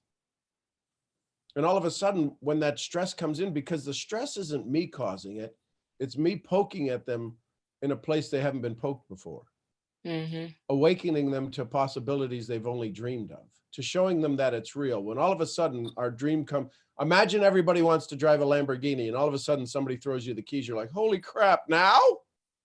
Yeah. Right? So, awesome question. Thank you, Sean. Appreciate that. Love you tons. Thank you for being here. Love you. Yay, I got hearts. I'm not even going to try it. Yeah, 54-year-old white guy trying to do a heart. You I can gotta do it. practice that. Yeah. There you go. Hey, Sean, Yes, sir. I just noticed that our friend Karen Miller just put up a nice post that says, the day you plant the seed is not the day you eat the fruit. There you go.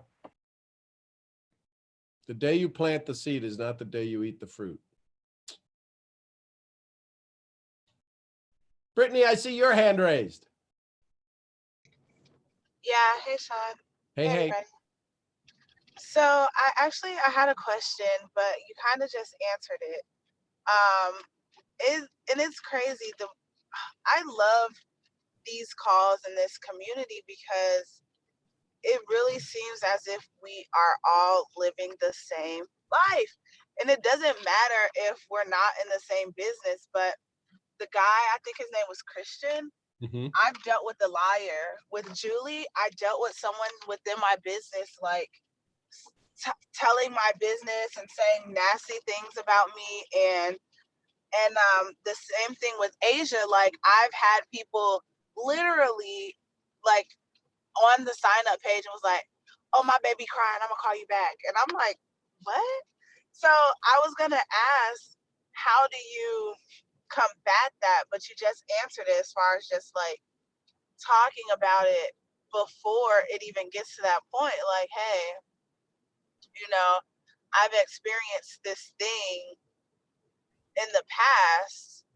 So if I ever make you uncomfortable, please let me know, because I never want to put you in a state of, I do want to put you in a state of uncomfortableness, but in a place where you just can't bear it or me anymore. Right. So you kind of just answered my question. I'm just grateful for that. Because so somebody says they'll come to an event. Somebody says they're going to get started. My next question is why would you ever want to do that? Because Right. they have to have a memory strong enough at point B. At point B, where they push the button, they sign the paper, they do whatever it is. At point B, the memories, the flood of inadequacies that will flood their brain at a subconscious level is innumerable. Can't even begin to account.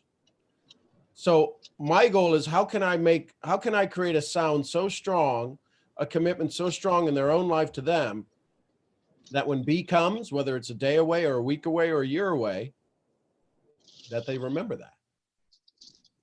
Right. How do I do that? So you say, listen, we're going to take a journey, and at some journey and all along this journey, you're going to have to make decisions for yourself. Tell me the last time you made a decision for yourself that turned out wildly better than your imagination. You know what most people's answer to that is going to be? Never. I don't know. Can't remember. So if I show you something that could be one of those dreams and you do not recognize it, when you come across making decisions about things you don't recognize, what's usually your answer? When something that could be so absolutely better than you've ever seen, better than you've ever thought possible, better than anything else you've ever experienced, if you come across something like that, would you believe it to be true or believe to be false? And if something is false in your mind, what decision do you make? Yes or no? How many ways can you say no? My baby crying. That's a no. I ain't going to No, right? Yeah. So I have another question. So at this point, I had to basically take my team on a journey and disconnect from our original source. and plug us into a new source. Mhm. So with that, I was very open, very honest about what was going on. And I had a team of about almost 30 people.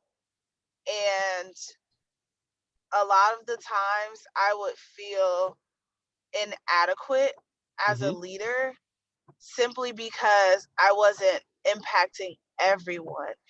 I don't have that perspective on my leadership anymore. My friend actually had to pry my eyes open to see how much of a mentor naturally that I was. But with that, I got a lot of people who are like, yeah, we're going on this journey with you. And now here we are. I'm like, hey, I found a new source. It's go time. After we've been discussing this for 4 months, 4 or 5 months now. And I'm like, hey, I have the new source. It's time to plug in. And like only one person out of all of those people. And I put a timeline on my progress. Like, okay, the first day of the plugin, there should be this many people. And then I'm ready. We're ready to go. And seeing that there was only one person, I was like, okay, well, I'm just gonna pour into just this one person. I'm not gonna worry too much about everybody else. The communication is lacking, and that bothers me. Am I giving too much at a time? Cause like you already know, John, I'm like always in my head, so all of these things are like just coming out at once. Um, it bothers me that they don't communicate with me as much as I would like them to, and I don't necessarily know exactly how that makes me feel.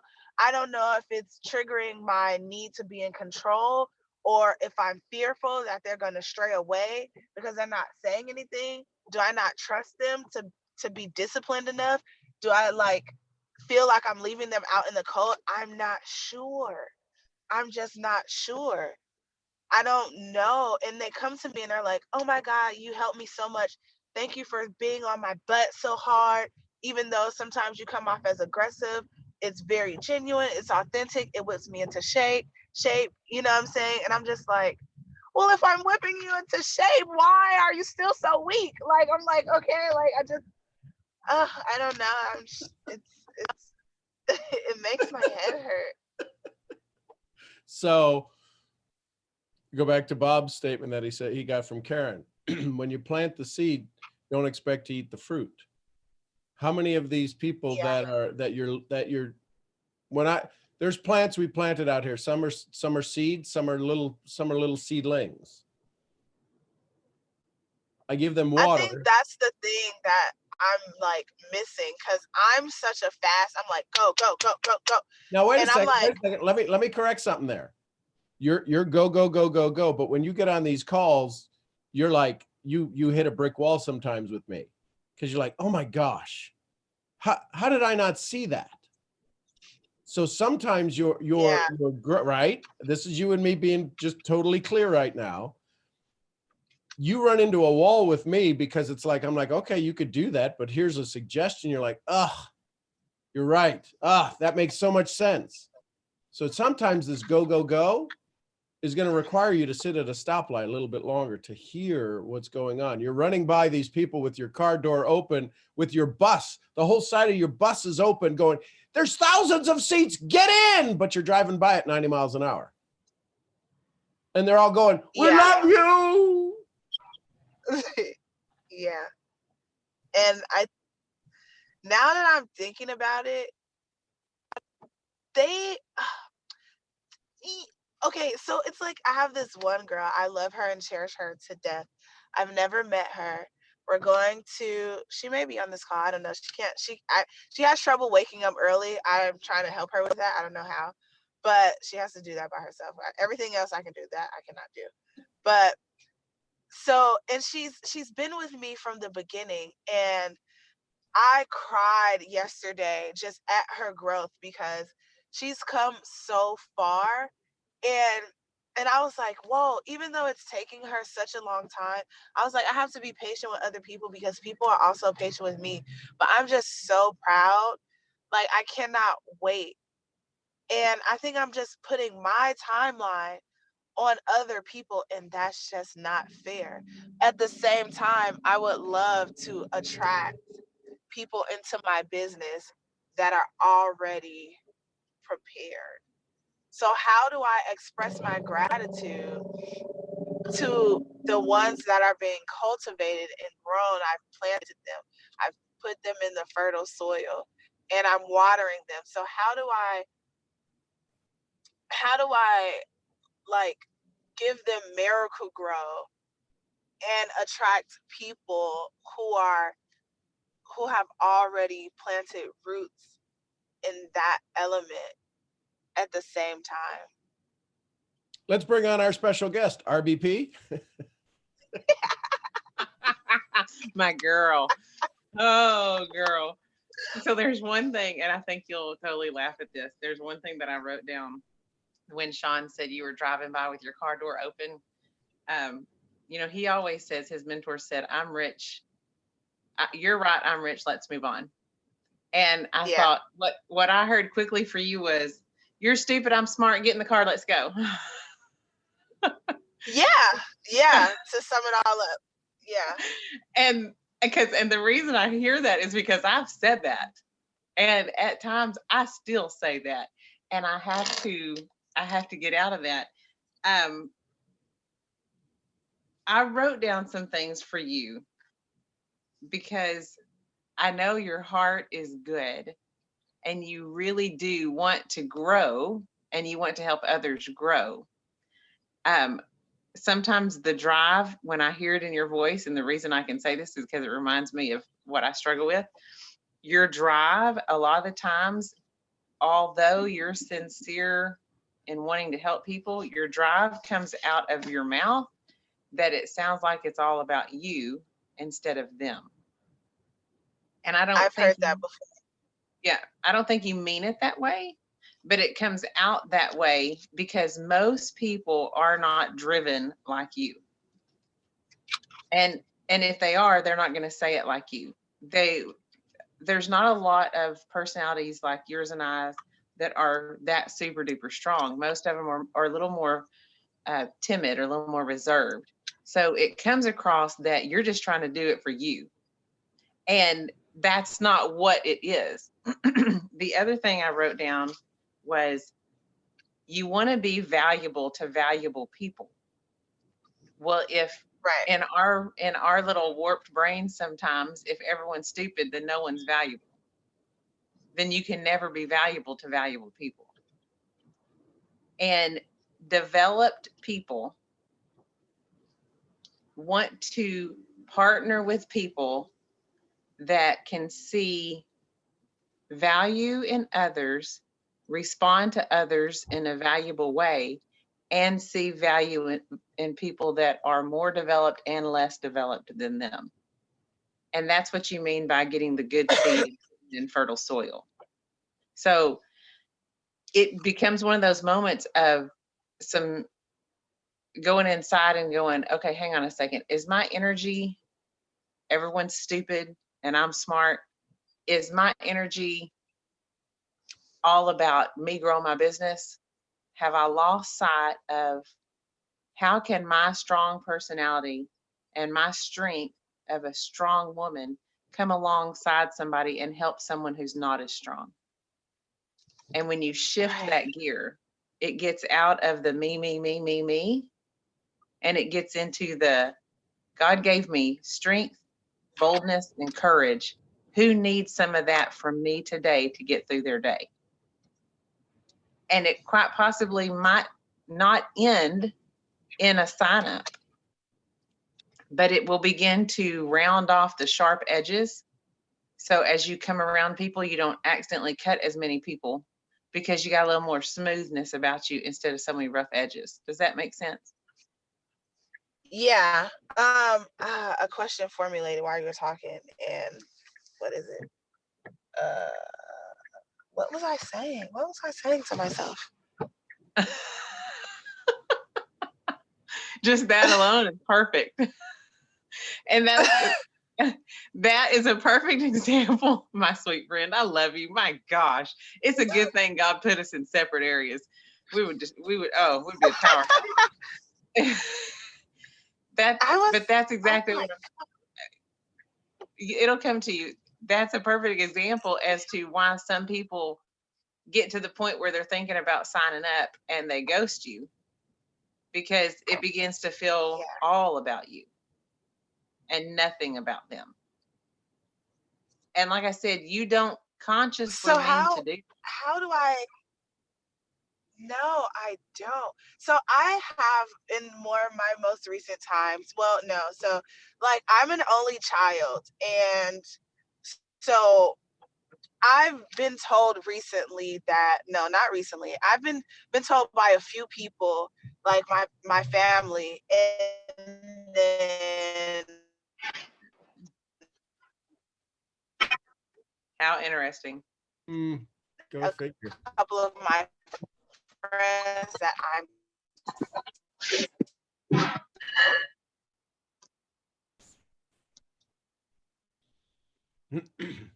so forgiving. I'm like driving Uber and I'm about to pick up a passenger. They're gonna be like, "What the hell?"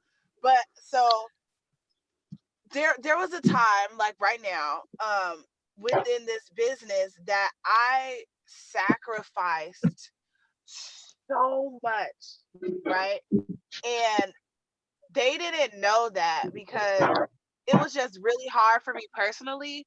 And some stuff, like I want to be transparent with my team, but a lot of times it's like, okay, I still have to separate the business from the personal. So I'm like, okay, you guys don't even understand. I'm getting up every day, getting on Sean Murphy's calls every day at 7 a.m. I'm sending you guys Nano's calls at 9 a.m. I'm giving you guys training. I'm recording it on my phone and sending it to you guys. I'm like utilizing other people to help you guys. And I'm not getting paid for this at all. And you guys don't even understand that. You know what I'm saying? Like, I thought that that was, hi. So I'm like, you guys don't even understand the sacrifice that I'm actually giving. Like, I'm not benefiting from this at all, and I'm filling my cup up to the brim so that I Hang can on a pour second. into you as I got to stop you because you're on the same you're on the same cattle trail in your brain, and you just said you're not benefiting. So I'm going to stop you there because you'd already said it other times and you're just not hearing it. And when you hear it, you'll be like, you have said everything you're doing. I'm doing this call, I'm getting up, I'm doing early, and I'm not benefiting. Oh, but my sister, you are benefiting. If you allow oh my God, it, like it bleeps out. I couldn't hear. Yeah. So your focus, that's what anything. I mean. No, that's what I mean. When I wrote down my notes, I wrote down her drive is all about her and not more about them. And you tell yourself, no, I do it for them. I do it for them. I do it for them. And they don't appreciate it. Okay. You go get mentoring for yourself. And it's okay to get it for yourself because you need it and you want it and you desire it. But when other people don't receive it, remember, they aren't on the call in their bathrobe at 6:30 in the morning. And there is a reason. Right. Because they aren't ready for it. So rather than being frustrated by it. Can you hear me? Yeah. Can you hear me okay? This is so funny how the enemy works. Can you hear us? We can hear you. Are you back? Isn't that interesting? Funny how that happens. Yeah, it's because breakthrough is coming and occurring, and he doesn't want that to happen. Nope. Okay, I'm back. There you are. Yeah. Okay. That's okay. This is what happens whenever you're having that moment of clarity. So Yeah, I can't wait to watch the YouTube because I'm like, I missed so much. I need to hear it. no, and honestly, you missed some, but you didn't miss everything because God still got it for you. You just got to hear it. Everything you're doing is not for your business. It's for Right. you. Right. And you'll quit getting frustrated at those people not receiving it or not growing when you realize it's just all your growth, and it's going to help you help others more. So you're just a little, you got your wires a little crossed. That's funny because Sean and I were talking about that the other day, about wires in the brain. You got your wires crossed, and your reason for getting your mentoring is not associated with what it should be. The wire that connects what your mentoring is for yourself. It's not for your business. It's not for them. So And you in know, all your, I kind of like, oh, sorry. that's okay. In all your statements, you kept saying it was I, and then you were like, but why is my team not doing anything? Well, there is no I in team. Are you feeling me? Are you getting me? Yes and no at the same time. I feel you. That's why I asked. What were you about to ask? And well, when I say yes because yes, but I say no because, and here's that I again, I feel as if it's my, like I say, I have a responsibility to you, not for you. And this is the responsibility that I have to you. The growth I've realized is more so for my personal life, but it also, what I do in my personal life also is how I act in my business life, which is why it's very important. To me, it feels as if these are steps that need to be taken to help spread the message. And if nobody else is going to do it, I'm up for the task. I think that's where the I comes from. I really don't want to be selfish. That's like, Right. just, I hear you on that. I do. I hear you. That's why I said your heart is good. I hear you. No, I don't want anyone to feel that way at all. Like that's the last thing that I want someone to feel. You know, and like some people receive it and some people don't. And I'm just like, because I did have someone within my team, and she's not on my team anymore because she told me, she was like, I feel like you're more so about the business than you are for us, and you want it for us more than we want it for ourselves. And I was just like, is that such a bad thing? Like, is it bad that I want it for you? I was like, at the end of the day, I can only want it so much, but you have to want it as well. But here I am as your ignition, your lighter, the fire, and you're upset about it. I don't understand. Like, So I let was me ask you a offended. question. Let me ask you, and I'm going to say some things that might offend some people, and y'all just walk through it with me. So I'm in a wellness company, and the supplements that I take will help you lose weight. If I walked up to everybody out in the grocery store or, you know, where I was eating or anything, and I walked up and I said, hey, you're fat, I can help you, you need to take these. How successful am I going to be? I'm right. By all means, I'm right. But everyone's going to look at me and be like, are you just trying to make money off me? Get away. But I'm going to look at him and go, but you're fat and you're eating too much. I can help you. Don't you want, I'm just doing it for your health. I want to make sure you don't have a heart attack. And I can Yeah, have, how do I soften my approach? Because my approach, as you guys probably, I don't know, you guys read me really well, but it's like, I'm just like, so like, how do you not see this? Are you blind? You know? And I don't want to do that. I don't want to do that. So I've like scaled back a little bit, but it just always comes. I'm so abrasive. Okay, So so it this always is comes out like, one you trick know? that I did. This is one trick that I did for myself. That strength that you have inside of you to just be so bold and so courageous. It was scary as heck for me to do this, but I decided I would love people with that same strength and boldness that I did when I tried to get them to do something good for their life. And I hope that made sense. Sean might have to interpret that. Instead of going at them with how they should change, I went at them, changed that way in my heart so I could just be so passionately in love with them. And when What they do you saw mean?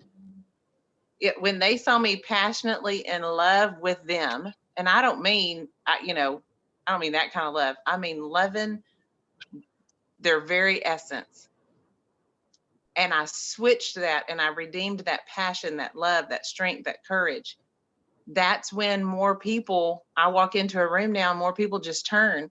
And it's not people hitting on me. I have more people walk up to me going, how do I know you? I'm like, we have never met.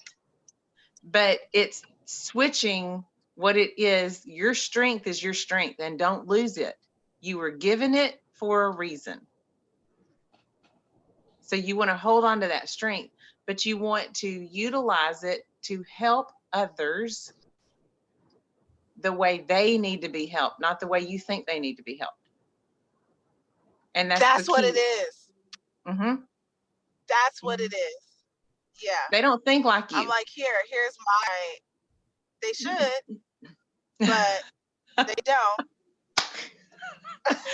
It would be a lot easier in our brains if they did. Again, I'm going to suggest you go get the book Personality Plus. Oh, yeah. Okay. Go get that book. You haven't read that book yet. No, And I haven't. yeah, and read that, because it's going to give you some tools to help you with their personality and how to speak to their personality from yours. But your heart is good. That's why I keep telling you, I hear your heart. Your heart is so good. And once you get this last little puzzle piece lined up, it's Katie bar the door, because you're such a strong person, and your heart and strength and courage, once it's all put together and on the right trajectory and path, it's going to be unbelievable the amount of people that will feel your love and see you and hear you. And the only reason I can say that is that's what's happening to me now. And I no longer have to look at as many people and tell, with that look of, y'all stupid, y'all need to quit. I can look at them now and be like, okay, they think this way, so let me Let's be approach them very like clear. this. Rhonda looked at me many times with that look, and I knew she was looking at me with that look. The question was could I look at her and go, oh, she thinks I'm stupid. Poor thing. That's it. I love her. Let me go hold this little kitten. Oh, she thinks I'm stupid. Oh, at least she's looking at me. At least she's looking at me. Yeah. Yeah, because just last week, Sean asked me a question. I answered it, and his answer was, uh-oh. I said, how is that an answer? And he goes, I heard the voice change. I'm like, oh my gosh. So it's still a work in progress. But y'all, I'm sorry, my cat. So what steps should I take? Sometimes, because I think. Look at that.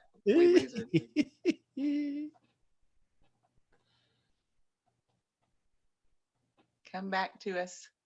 Come back to us. This is so funny. It is. It's amazing what the universe does. Baby, come back. Who's saying that? That was perfect. Christian. Well, that just goes to show. Hello. There you are. Wait. And we lost her again. Y'all, if I jump off the screen for a minute, my cat is climbing on my dresser, trying to steal my earrings. Good Lord. Okay. I love you, Rhonda. I have like feathery earrings in it. I Hello? don't know. Are you there? Am I here? Yes. Okay. Yeah, that's a good question. Oh, Am I here? A great question.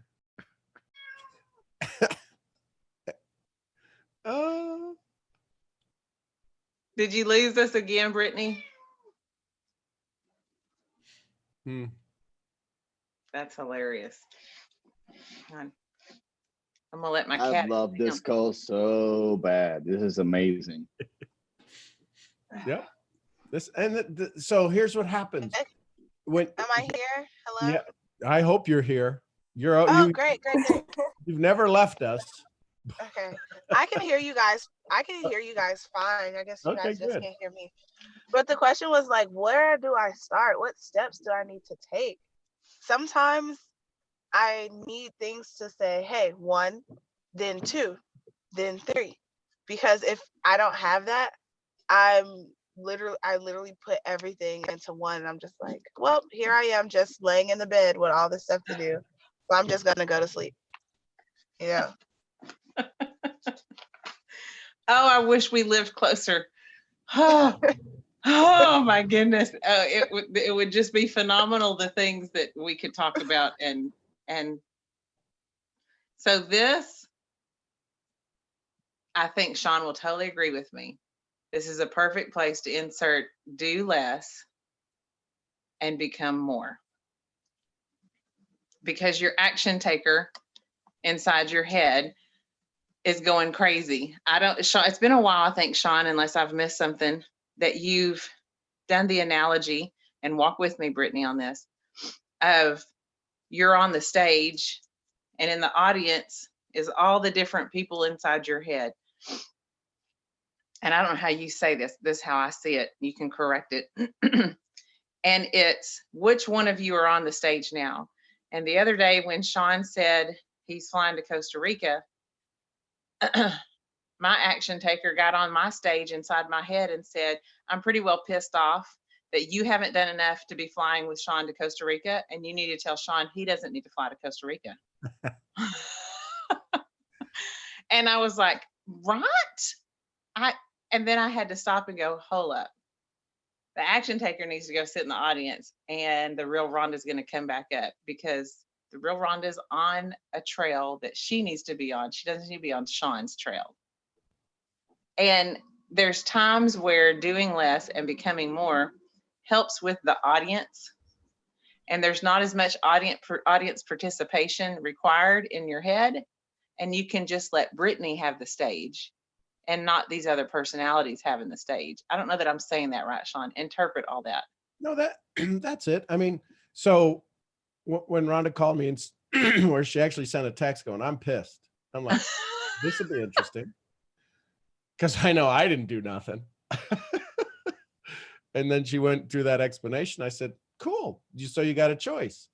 Either you're going to be disappointed and the action taker is going to win, or you're going to tell the action taker, listen, let's just go do more action to get on a trip. Figure it out. Because there's no way I'm going to talk that action taker. I cannot talk to Rhonda's action taker. There is not a chance I'm smart enough to have that conversation. No, he will get sliced and cut and bleed for weeks. So how do I deal with that personality? Love it. Awesome. So what can we do? And when it stands there, because it's waiting for me to tell it what to go do. And when I go, what can we do? Well, nothing. Okay. So now what? And why? And she stomps off stage, and I go, I love you. I love you. And Rhonda comes walking back in going, oh, well, that really helped. Now I got to deal with her when you hang up. Brittany might be a little confused at this point. Are you catching this? Are you understanding what we're saying? No. Okay, that's what I was feeling. I was feeling her go, that's what I'm saying. What do I got to do? That's what I heard. Somebody said I'm confused too. Yeah. So Sean, elaborate more on. So Brittany, you've got this. What do you need to do? All you're looking for is another distraction. Yeah. You are falling in love with your attraction is the distraction of you being you.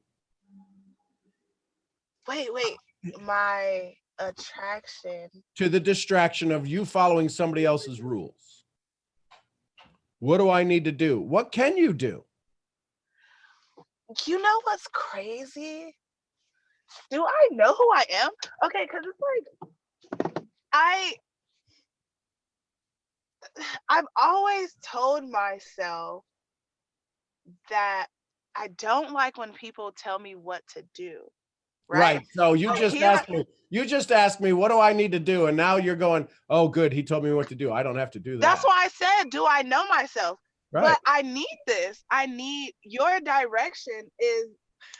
I don't think that it's not that I don't like when people tell me what to do. I've just never respected someone enough or valued their opinion enough to listen. This is just me being honest. I know. This is just me being honest. Listen, I love it. To listen to them. And now here's Sean, who can outwit me because I think so much in my head and I don't know it all. And I'm like, hey, I need to listen to him.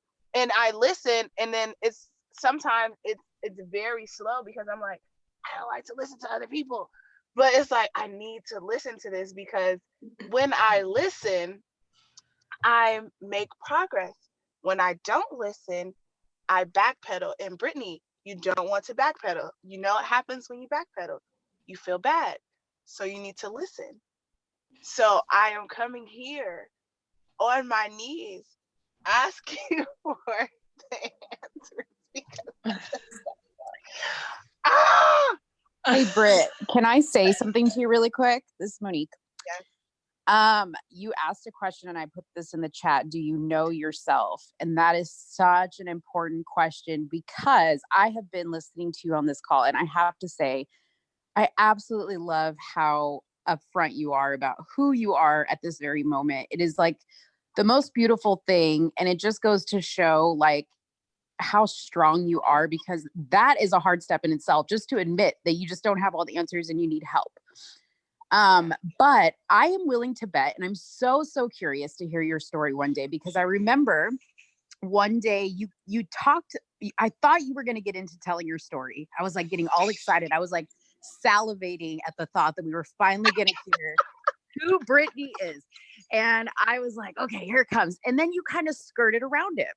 And I always hear you talking about how you hate, people, stupid people. And, you always kind of assume everybody's just not up to par with where you're at. But I am willing to take a bet that somewhere in your story, you don't tell it because you are going to feel stupid. Yeah, exactly. And what?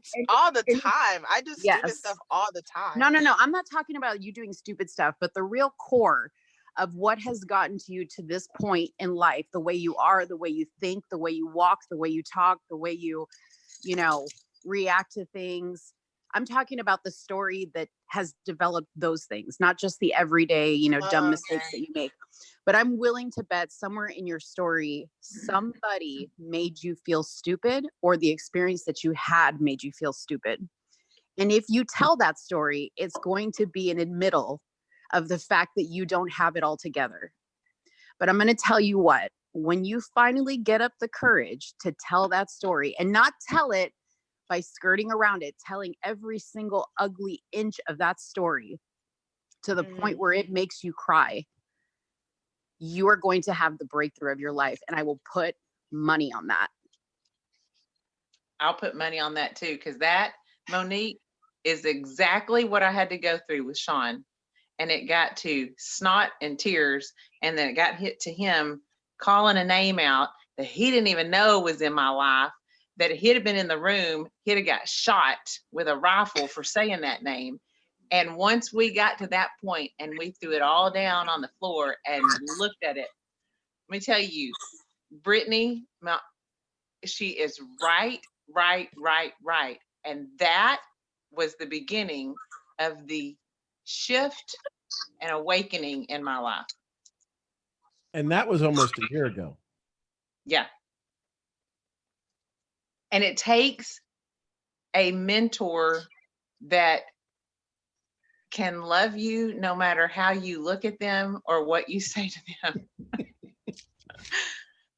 That is willing to see the best in you and see what God has put in you despite what's coming out your mouth, or the way your eyes are rolling, or the way your head's turning, or whatever, because there is a lot of expression in me and that comes out of me. So Monique is exactly right. And that is a beautiful insight. And it is scary as I don't know what to go through, because it exposed a part of me that I had covered for a long time. But it was the root, and I'm gonna take it a spiritual different direction. It was a root in me that the enemy twisted and was growing all sorts of wrong, and it was ruining my life, and it was causing a block. So she's exactly right. And I'm going to tell you right now, I can support you and love you and talk to you, but I don't think I can walk you through that. You'd have to get somebody like Sean. We'd probably end up killing each other. That's funny because I can see that. I couldn't see it until you said that. Monique, thank you for pointing Thank that you. out. Yeah, thank you. I'm trying to figure out, I hate to just be talking so much. But I'm trying to figure out, like, as Monique was saying that, I kind of got a little emotional because I'm like, hey, like, where is that from? And the first thing that kind of popped into my head, so a little shallow of my story is I feel as if I have a jealous parent. So that could be it. Like, I feel like my mother is envious of me. So, and then I have a father who's like, everybody's stupid except for me, who has the same attitude I have. But he's a male, so it's so much more stronger. And he has 2 daughters. So I'm like, okay. And he makes people feel very small. And up until recent, I would never say anything. But now when we have conversation, we go back and forth, because now I'm like, hey, like, I'm just at the point where you're just, I'm not even going to allow you to talk to me like this anymore, because you think you know it all, but you really don't. And that's why you're still stuck in the same place that you were mentally from when you had me 30 years ago. You know what I'm saying? And so it's like, wow, maybe I know it has something to do with my parents, but the way that I am, all these things happen to me, and I just never look at them. I just be like, okay, maybe, whatever. Good. Let's not let it affect me. Let's go succeed. And that probably is what, like, up until recent, I just started to analyze who I am through my parents and the different character traits of them, especially the ones that I dislike, where I get them from and where they get them from, and how I just excuse them on their end. So therefore, maybe I start to excuse them on my end, but I can't excuse them anymore because I like to have relationships with people, but I act as if I don't, because it's so much easier to not than it is to deal with people who don't share my same mindset, I guess. Does that make sense? That makes a lot of sense, because what you're doing is you're protecting yourself from anybody who is going to prove the story that you've been telling yourself wrong. Yeah. Right. So, I mean, I definitely agree with Rhonda. Like, you really need to do some deep, and you probably do need the help of somebody like Sean to really like dig deep in areas that you probably never have dug deep into before, because you don't even know what tunnels are there, and you've got a lot of tunnels for sure. for sure. So Yeah. Sean, But here's just what I send me do the know. invoice. Brittany, here's what I do know. Leaders ask for help even when they don't know what it entails. And people who want to get better ask the hard questions. And when you begin to ask the question and reach out for help the way Monique has suggested and the way I told you I did, that shows a level of drive and determination inside your heart that's real. And although it's scary, it's to be admired because most people will not take this step. They just, and if they do, it takes a long time for them to do. But I know people in my life that are in their 60s and 70s that should have taken this step and still haven't. So there's Why a am lot I of crying? freedom to be gained.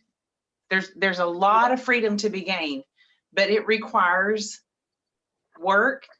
But here's what I know about you. The boldness and the strength that's inside of you is for a reason. And going through this type of awakening is going to redeem all that and put you exactly where God needs you to be. And there will be nothing more rewarding and more fun and more liberating. The freedom that I have found by going through that and asking the hard questions is unbelievable. So I'm going to encourage you. There's going to be times where you're going to be like, oh crap, I can't believe I told people that. Move forward.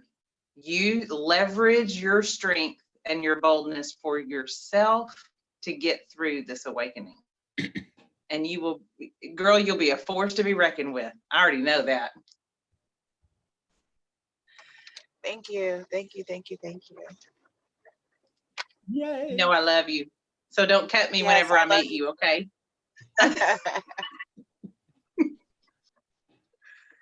Awesome. Michael, you got a question, brother?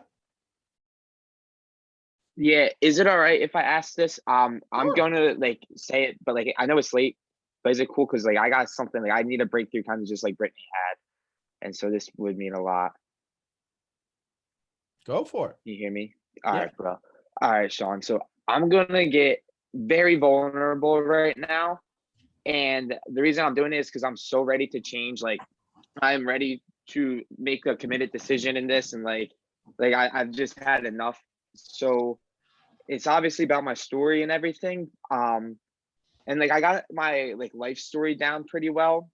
I felt like I said it on here before, and like I understand myself, but it's my business story. And when I first joined this business in October, when I first joined, I didn't understand it, right? And so I was like filled with so much stress, and it was like I was doing what I was supposed to do. Like I was willing to put in the work, but it was almost like in the back of my head, I didn't want to actually enroll anyone because I didn't want to put them through the stress that I was going through when I joined this business, because I was just unaware of like how it really worked.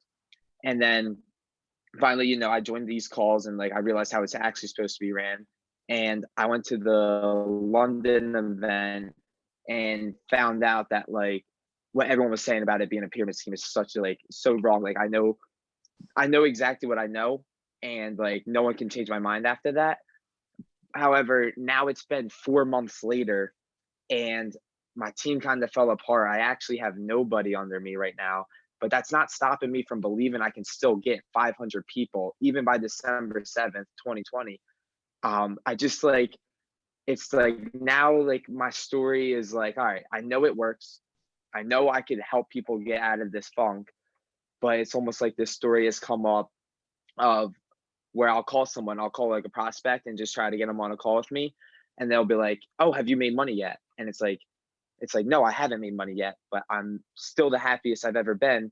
And I want to help you. And I don't know how to articulate that to someone. And that's what's holding me back from going in so much work. Like I can easily put in all the work I can.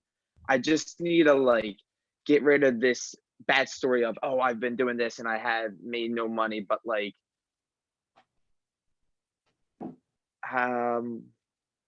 but like, it's worth it. I know it's worth it. I know everything about this is worth it. Like, even if I were here on this call right now making no money, I'd still be on here every day that I can because I love it.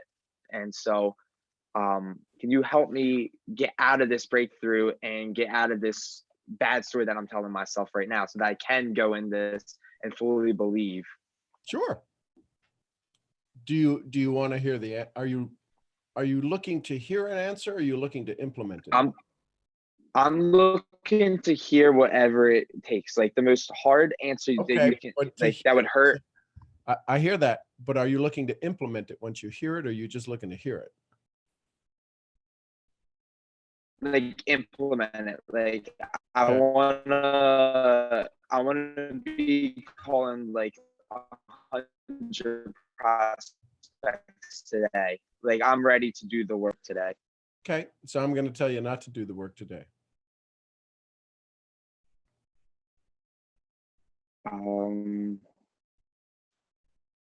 Why not? Because you're not ready to do the work today. You're just going to duplicate everything you've done, and you're going to be putting stories out there. You're going to talk to 100 people, and they're not going to hear the right story. Mm-hmm. So here's the question. All of this that you have, you've lived this amazing childhood. You hear everybody else's misery and story. You have a subconscious story that's running through that I haven't suffered enough. Well, now my question, so two questions I have for you. One is, have you suffered enough? Because if you haven't, you're going to continue to go do this, the same thing. The beatings will continue till the lesson is learned. The pain will continue till the lesson is learned. And so the pain is continuing. And so the question is have you learned the lesson that you don't have to have the miserable lifehood, the childhoods that some of us grew up with? So you need to get over that and get on with your story that, listen, my life didn't suck. I'm sorry yours did, but mine did. So the second question I have for you is, when do you decide that you're worthy? When do I decide that I'm worthy? Yeah. Of this? Of whatever it is you want, whatever it is you're working for, because you're working hard, you're doing all the activity, but you haven't reached it. Your team walked away. That everything that's supposed to happen happened, and then it went away. Why did it go away? Is because at some point you had to give off the essence. Listen, if I give you a gift box and it's full of bullshit, you're going to smell the bullshit before you even open the box. That's the challenge with too many people out here in our profession, is they're a box of bullshit wrapped up in this bow because somebody gave them a title, and they haven't earned their steps. They haven't earned their stripes. They haven't earned their scars. They haven't shown their scars. All of us are full of bullshit. The challenge is some of us will actually tell you that. I tell you that every day. I'm a farm boy from Ohio. I am not the sharpest knife in the drawer.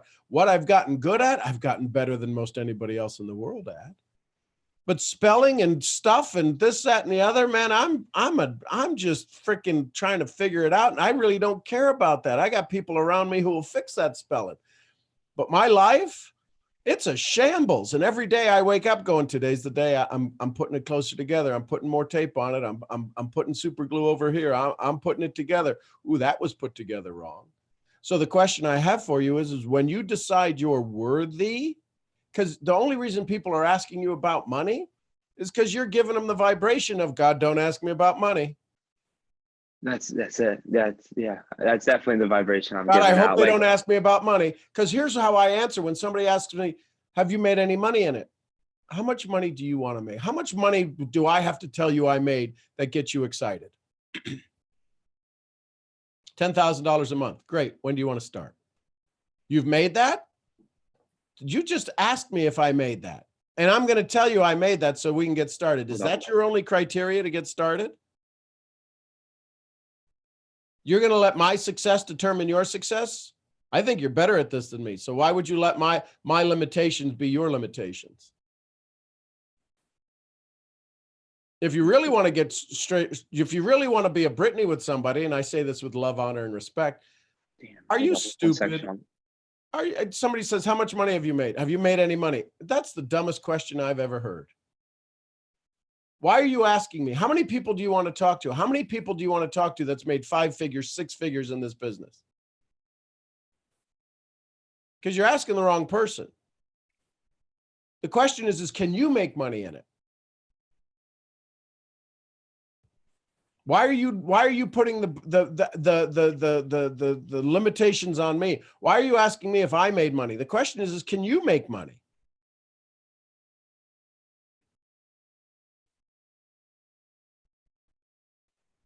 So today I would ask you to sit quietly and figure out if you're worthy or not of anything. Okay. Just figure out your time, because to go talk to 100 people is, again, to be exhausted, to do it without your joy, without the joy that I know that is Michael, to do it thinking I've got to get something, and who wants to be gotten?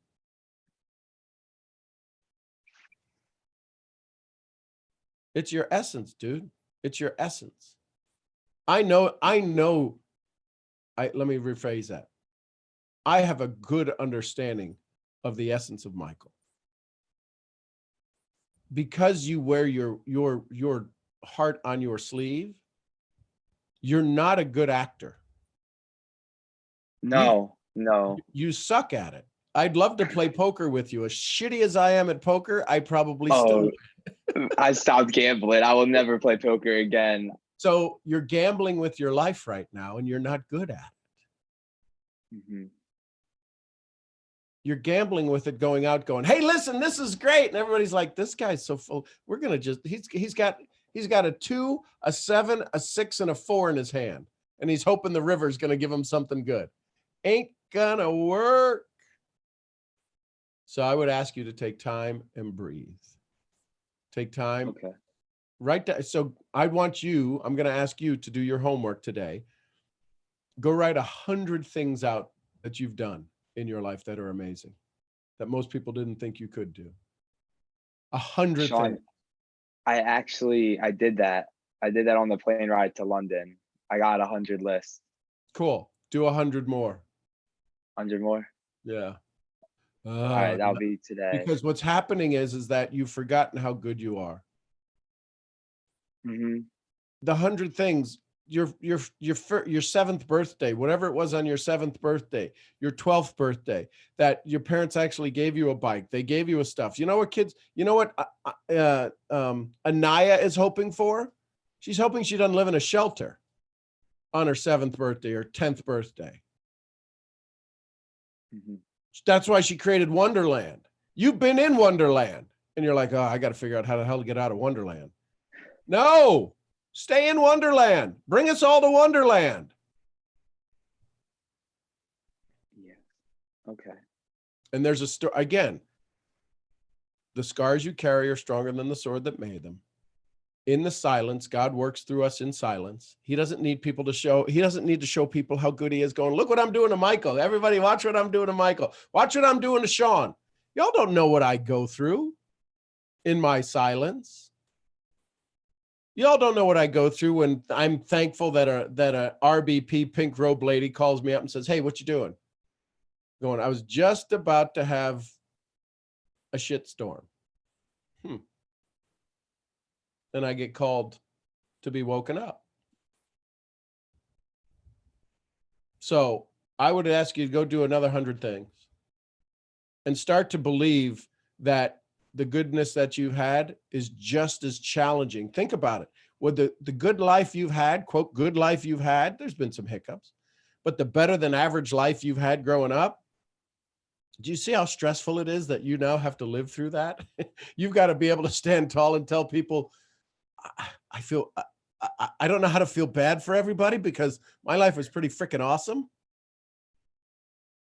But how do you tell the story now that the struggle really, it's even more difficult for you than it is for everybody else because you don't fit in? Yeah. It is. That's the struggle right there. That's you don't fit in, but you know struggle. what you do fit in is that everybody struggles with wanting to have more. If I may add, Sean. Sure. Hey, Mike, I'm going to be totally crystal clear. I'm in your same shoes. Difference is I might be a bit older than you, but I had the same childhood with everything good, great parents, great life. But what happened there is that I couldn't fulfill my purpose.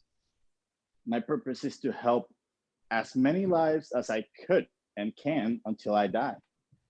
So I couldn't do that in my childhood because I would get everything, yeah, but I wouldn't get pushed towards that dream.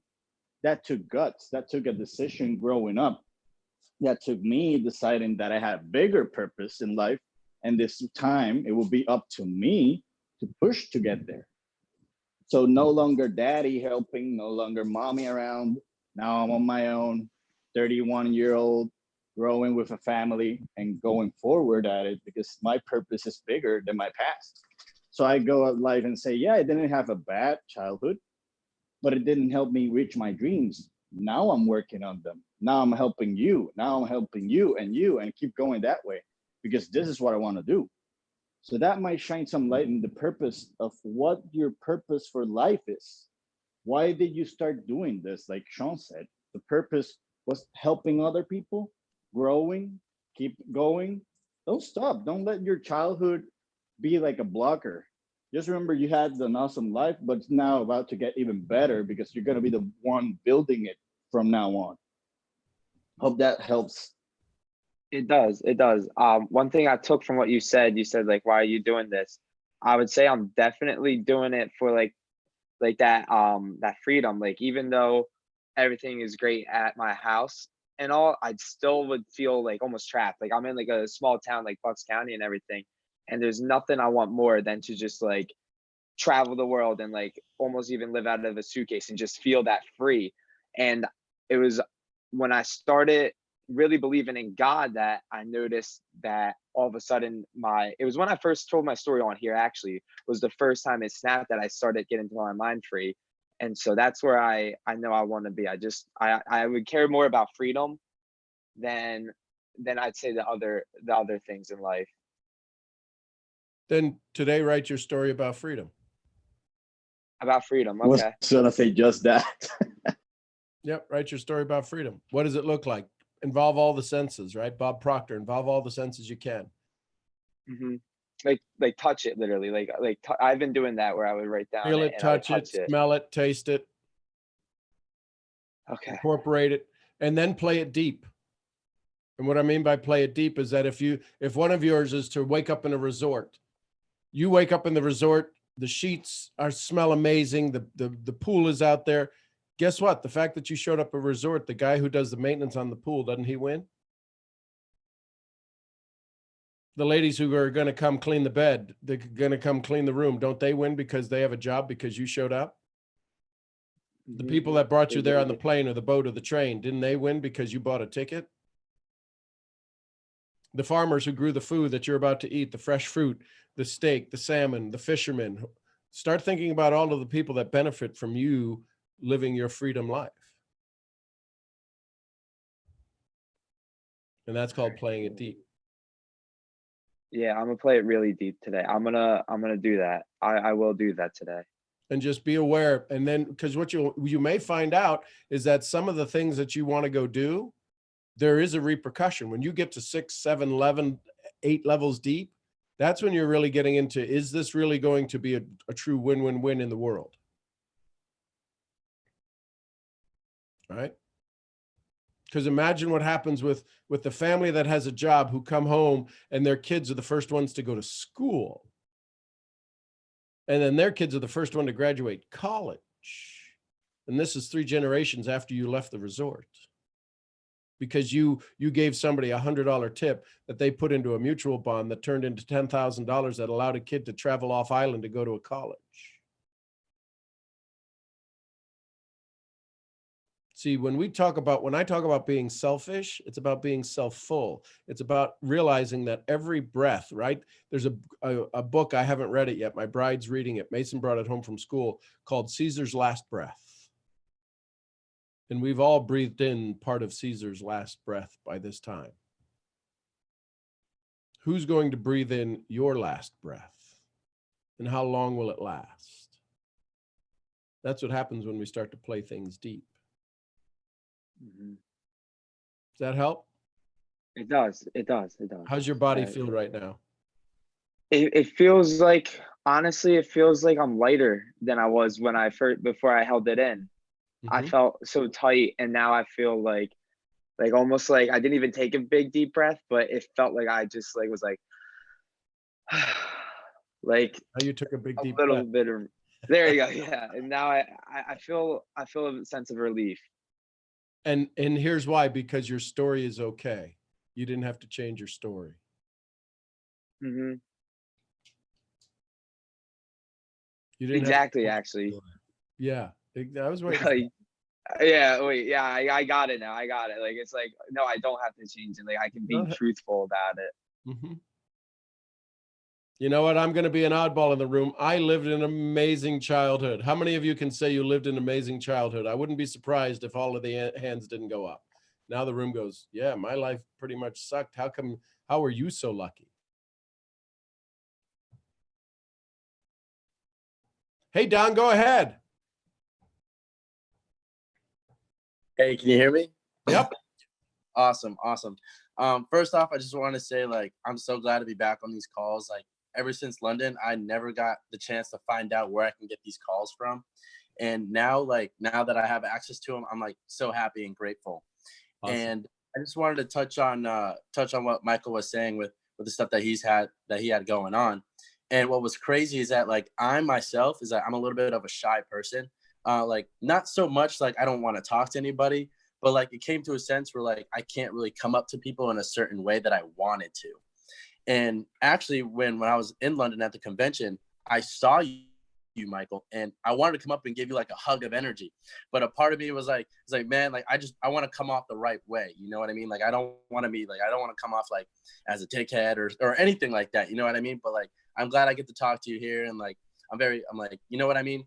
But a little bit about myself that I want to ask you, Sean, was that like, I got to this point where I noticed things, and it makes sense to me that like I want to go into this business 10 times harder because of what I went through.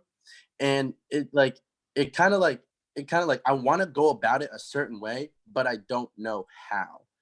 And it gets to a point where like I kind of think a different way than like I want to think.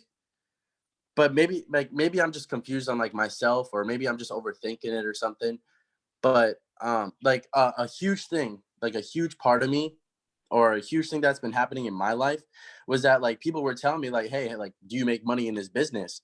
And it came to a point where like I got over it, because if I made my first dollar, then I knew that it was worth it. Because if I can make my dollar, then anybody else can make their dollar. And it doesn't matter what the dollar amount is. It's a matter of fact that something's changed from it. And like it goes into a sense where like that's when it hit my breaking point, where I was like, all right, I'm going all in. Like, it doesn't matter what they say, opinions, whether positive or negative, I want to help everybody no matter what. And now I'm at a point in sense where it's like I want to talk to the right people, or I want to talk to people in the right way. And I just want to see if I can answer that with you. So what's the right way? The right way, I guess, the right way is that they can hear it. Right. And like, I feel good about it. Like, well, it's not about you. Now that's going back to the Brittany thing. It's about you. This ain't about you. Because I promise you, three out of 4 people are not going to like the way you speak. Right. That's just human nature. Hippocrates found that when people were sick, 4 different people could have the same disease, and they needed to be 4 types of people needed to be treated differently. Right. So my question to you is can you be in a state of gratitude? Can you get them to feel in the state of gratitude that you're in for being with them? Okay.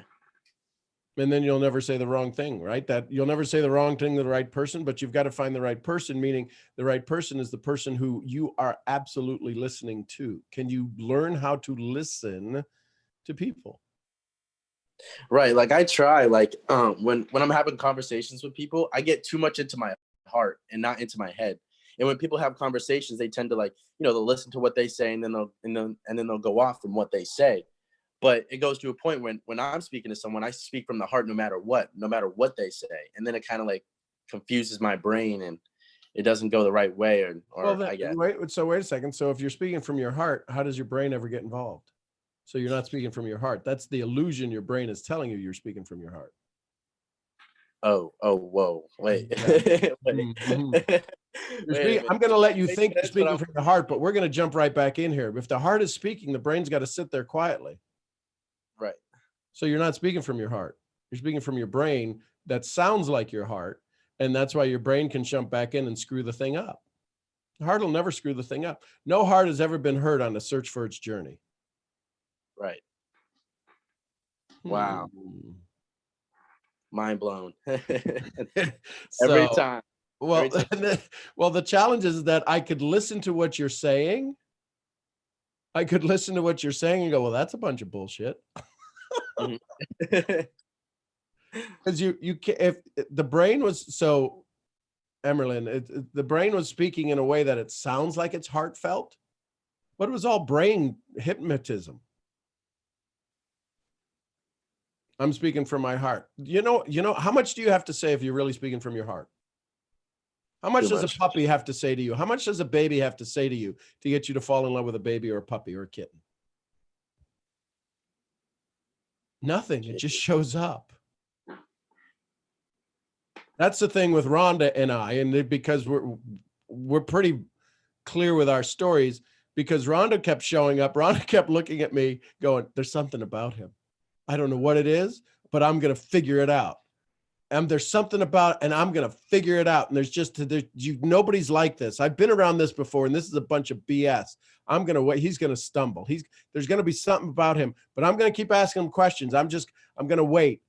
And then there was these moments where I just said something that was totally, I'm going, I don't know where this is coming from, but I'm going to say this, Carrie. And she's like, what? Say that again. I still hate that name. Yeah. Stop saying it. But all that to say is the reason that we share with you our journey, our story, is because we are kind of opposites in the same way that we're similar, in the same way that we want to help people, right? When I have issues, I call her and she's like, well, you're not listening. Yeah, I'm sure I'm not. So that's why I called. But when you speak from your heart, I get to say things like, well, that's ridiculous. And she not fly off the handle. No, you don't. And she doesn't fly off the handle. But if I was speaking brain to brain, there'd somebody be bleeding. So when you say you're speaking from your heart, you got to ask, before you speak, before you think, before it comes out, see where the source is coming from. Is this coming from my brain? What I'm about to respond with, is it coming from my brain or is this truly coming from my heart? Because what's the only thing you need to say from your heart? I love you. Anything else is brain. Do you know what your heart says? Have you sat and asked your heart what it says, how it feels? Like, I mean, my heart is like, it's like, I feel like it's just so full of positivity. So like when I speak to people, it like, I always make sure. Oh, wait a second. So that means the heart. So wait, with what you just said, my heart is so full of positivity. That means, could hearts be full of negativity? I wouldn't say so, but it's definitely like maybe mutual, like in a word of like, to put it in a term, like you don't want to think negatively, but like it's just not positive. So, but the heart can't be negative. Right. That's the brain. And the heart can't be positive because that's an emotion it's not capable of. That's the brain. That's the illusion. Yeah. So that's the illusion. And you can turn my video back on, Sean. I made sure I wasn't changing in front of y'all. That's a thing that happens to me frequently, y'all. That's why I stopped my video to save y'all. That's the illusion that your brain will give you, that it's your heart speaking. And that's why Sean is saying you need to just sit with this a little bit, because you really need to hear, am I actually hearing my heart, or am I hearing society's definition of what a heart should sound like? And that's a big illusion. And you'll hear, if depending on what's feeding you, if you're getting your knowledge for feelings for what a heart sounds like from society, you're going to be misled, and you're going to hear brain masquerading as a heart. And so you'll know the difference, because when you speak and feel from your heart, there's so much passion that a lot of the times you won't even be able to make a sentence because you'll have so much emotion behind it. Right. But if you can spout out heart phrases and you can just go, that's what my heart feels like, that's your brain. So you got to learn the difference between, first of all, you need to identify your source of what's teaching you what a heart is and what a heart is made of. And then after you identify your source, you can figure out, have I been listening to an illusion or have I been listening to a truth? And when you do, your conversations will change. And you'll also identify when people are masquerading as heartfelt because they're under the illusion by the brain. Does that make sense how I said that? It makes perfect sense, but now it's just how do I go about it? Should I read more books? Should I read more stuff like heart, like the heart versus the brain? Like how should I go about this? Yeah, well, that's the brain asking that question. Exactly. Yeah, you're looking for knowledge, which is for your brain. Right. When feelings are for your heart. So sitting with this for a while, it sounds silly, but sitting with this to figure this out. Let me see if I can give you an example. When I think about the frustration that those close to me has caused me, the frustration is in my brain, because my brain tells me they should never hurt you. They shouldn't do this. They shouldn't do that. They shouldn't do that. When I check in with my heart, I know without a shadow of a doubt, sorry, because of what that person did, it doesn't matter. I will run to them and love them and help them no matter what. That's the heart. And moms have a little bit of an edge on a lot of people because we carry that human being inside our belly for 9 months, and it changes our heart. Guys and dads, it's a little different. But when you get down to the essence of what that person across from you means to you, you'll feel it in your heart. And no matter whether they lie to you, cheat you, steal from you, or whatever, somehow, some way, you'll still love that person. That's your heart. Because your brain will tell you run like the other direction. Right. And that's all brain. Does that make sense? Does that help kind of clarify there? Yeah, it does. It does clarify a lot. Thank you so much. Yeah. So I don't have necessarily a roadmap for that. Sean might be able to do that better for you. But I would say sitting with that and trying to figure out how you really feel about yourself. And are you believing everything you've heard in your head? Or do you really know who Dawn is? Yeah, it's not a typical conversation I have with a man. Right. So that might be, I'm not a man, so you might have to pick Sean's brain on that point. So I'd give you, here's your exercise for today, not homework, exercise. Think of the words you use and then think of, is that a brain word or a heart word? How many times do you thank people during the day? Yesterday, if you were to count up how many times you said thank you yesterday, times it by 10 for today. Like, are you talking about like words that like I talk to people with, or just like Yeah, sure. Self-learn? Yeah, well, it's the same person as you people. You're people too. Right. So, what are the words you use in your brain? What are the words that, if you were to translate that into, if you were to speak a different language called heart language, what would the heart use that language for? And then look at the words you use as the heart. You know, I say all the time, I love you. but what's the vibration that now comes with that? Right. It would just be positive from the heart. Right. But some people say, I love you in the brain, and they're like, they walk away, they turn around, they go, that son of a bitch, boy, I can't wait till he gets out of my life. But you said, I love you. So we lie to ourselves all the time. And if we're lying to ourselves, guess what we'll do to people who aren't us? Just be aware of the language. Record what you say on an hourly basis. How many times did you lift yourself up? How many times did you give yourself praise? How many times did you thank somebody from now till noon? How many times have you said thank you to somebody? How many messages of joy have you sent out? Me personally? That's what, yeah. Oh, none. Yeah. So how's that working for you? I need to. No, don't need to. Change that. You get to. Nobody wants to need to do nothing. I don't need to do anything. Why am I on this call for 2 hours? Because I get to. You know how many messages are on my phone right now? They ain't on the call. They ain't important. I get to be here on this call. Don't need to. Do I need to be on a call? Listen, I do an hour call. This is now 2 hours. Do I need to do this?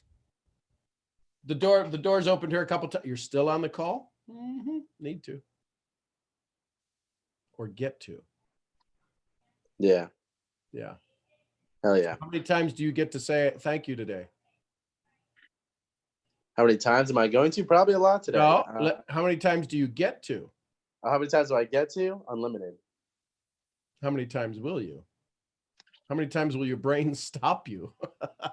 Right. So another way to ask that, Dawn, is how many things, situations can you put yourself into to where people can get a thank you back from you? Because that will begin to switch you into starting to get into your heart instead of your brain. Because your brain is, how can I make money? How can I do this? How can I, blah, blah, blah, blah. And your heart is going, I just want to tell them thank you. I just want to show them a little love. So the other side of what Sean's saying is how many situations can you be in to where you can allow people to receive a thank you from you and let it come from your heart? So that means instead of you serving them necessarily, it's them serving you and you receiving it. Does that make sense? It does. It does make sense. So think about this. What would you have to do today that 50 years from now they build a statue to you? Talk to as many people as possible. I don't know. What are the requirements for the universe, for the world to build a statue to you? And then go see if you're half as good as they thought you were.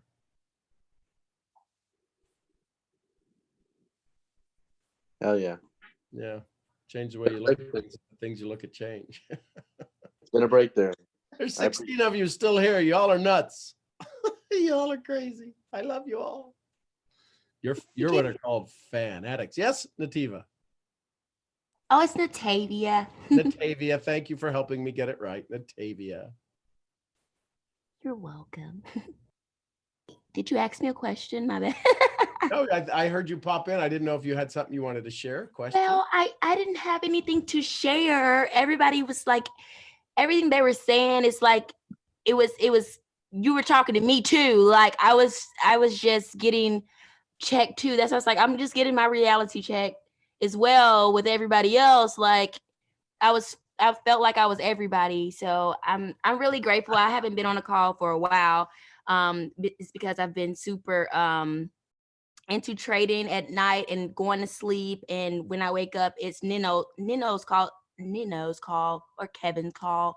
But I miss his call today because I'm like, I'm not getting off here because I'm getting everything I need right now. So I don't want to get off, which I usually do. I get on your call, and then I get on his call, and then I have another call at 11. That's a morning motivation. So I kind of get like a overdose on stuff. And yeah, I need more than motivation because I need work myself. But I don't know what to to say anymore because I didn't think I was going to be here right now. So my I'm bad. glad you're here. I'm glad you're here. Thank you for sharing your heart with us, and I appreciate you.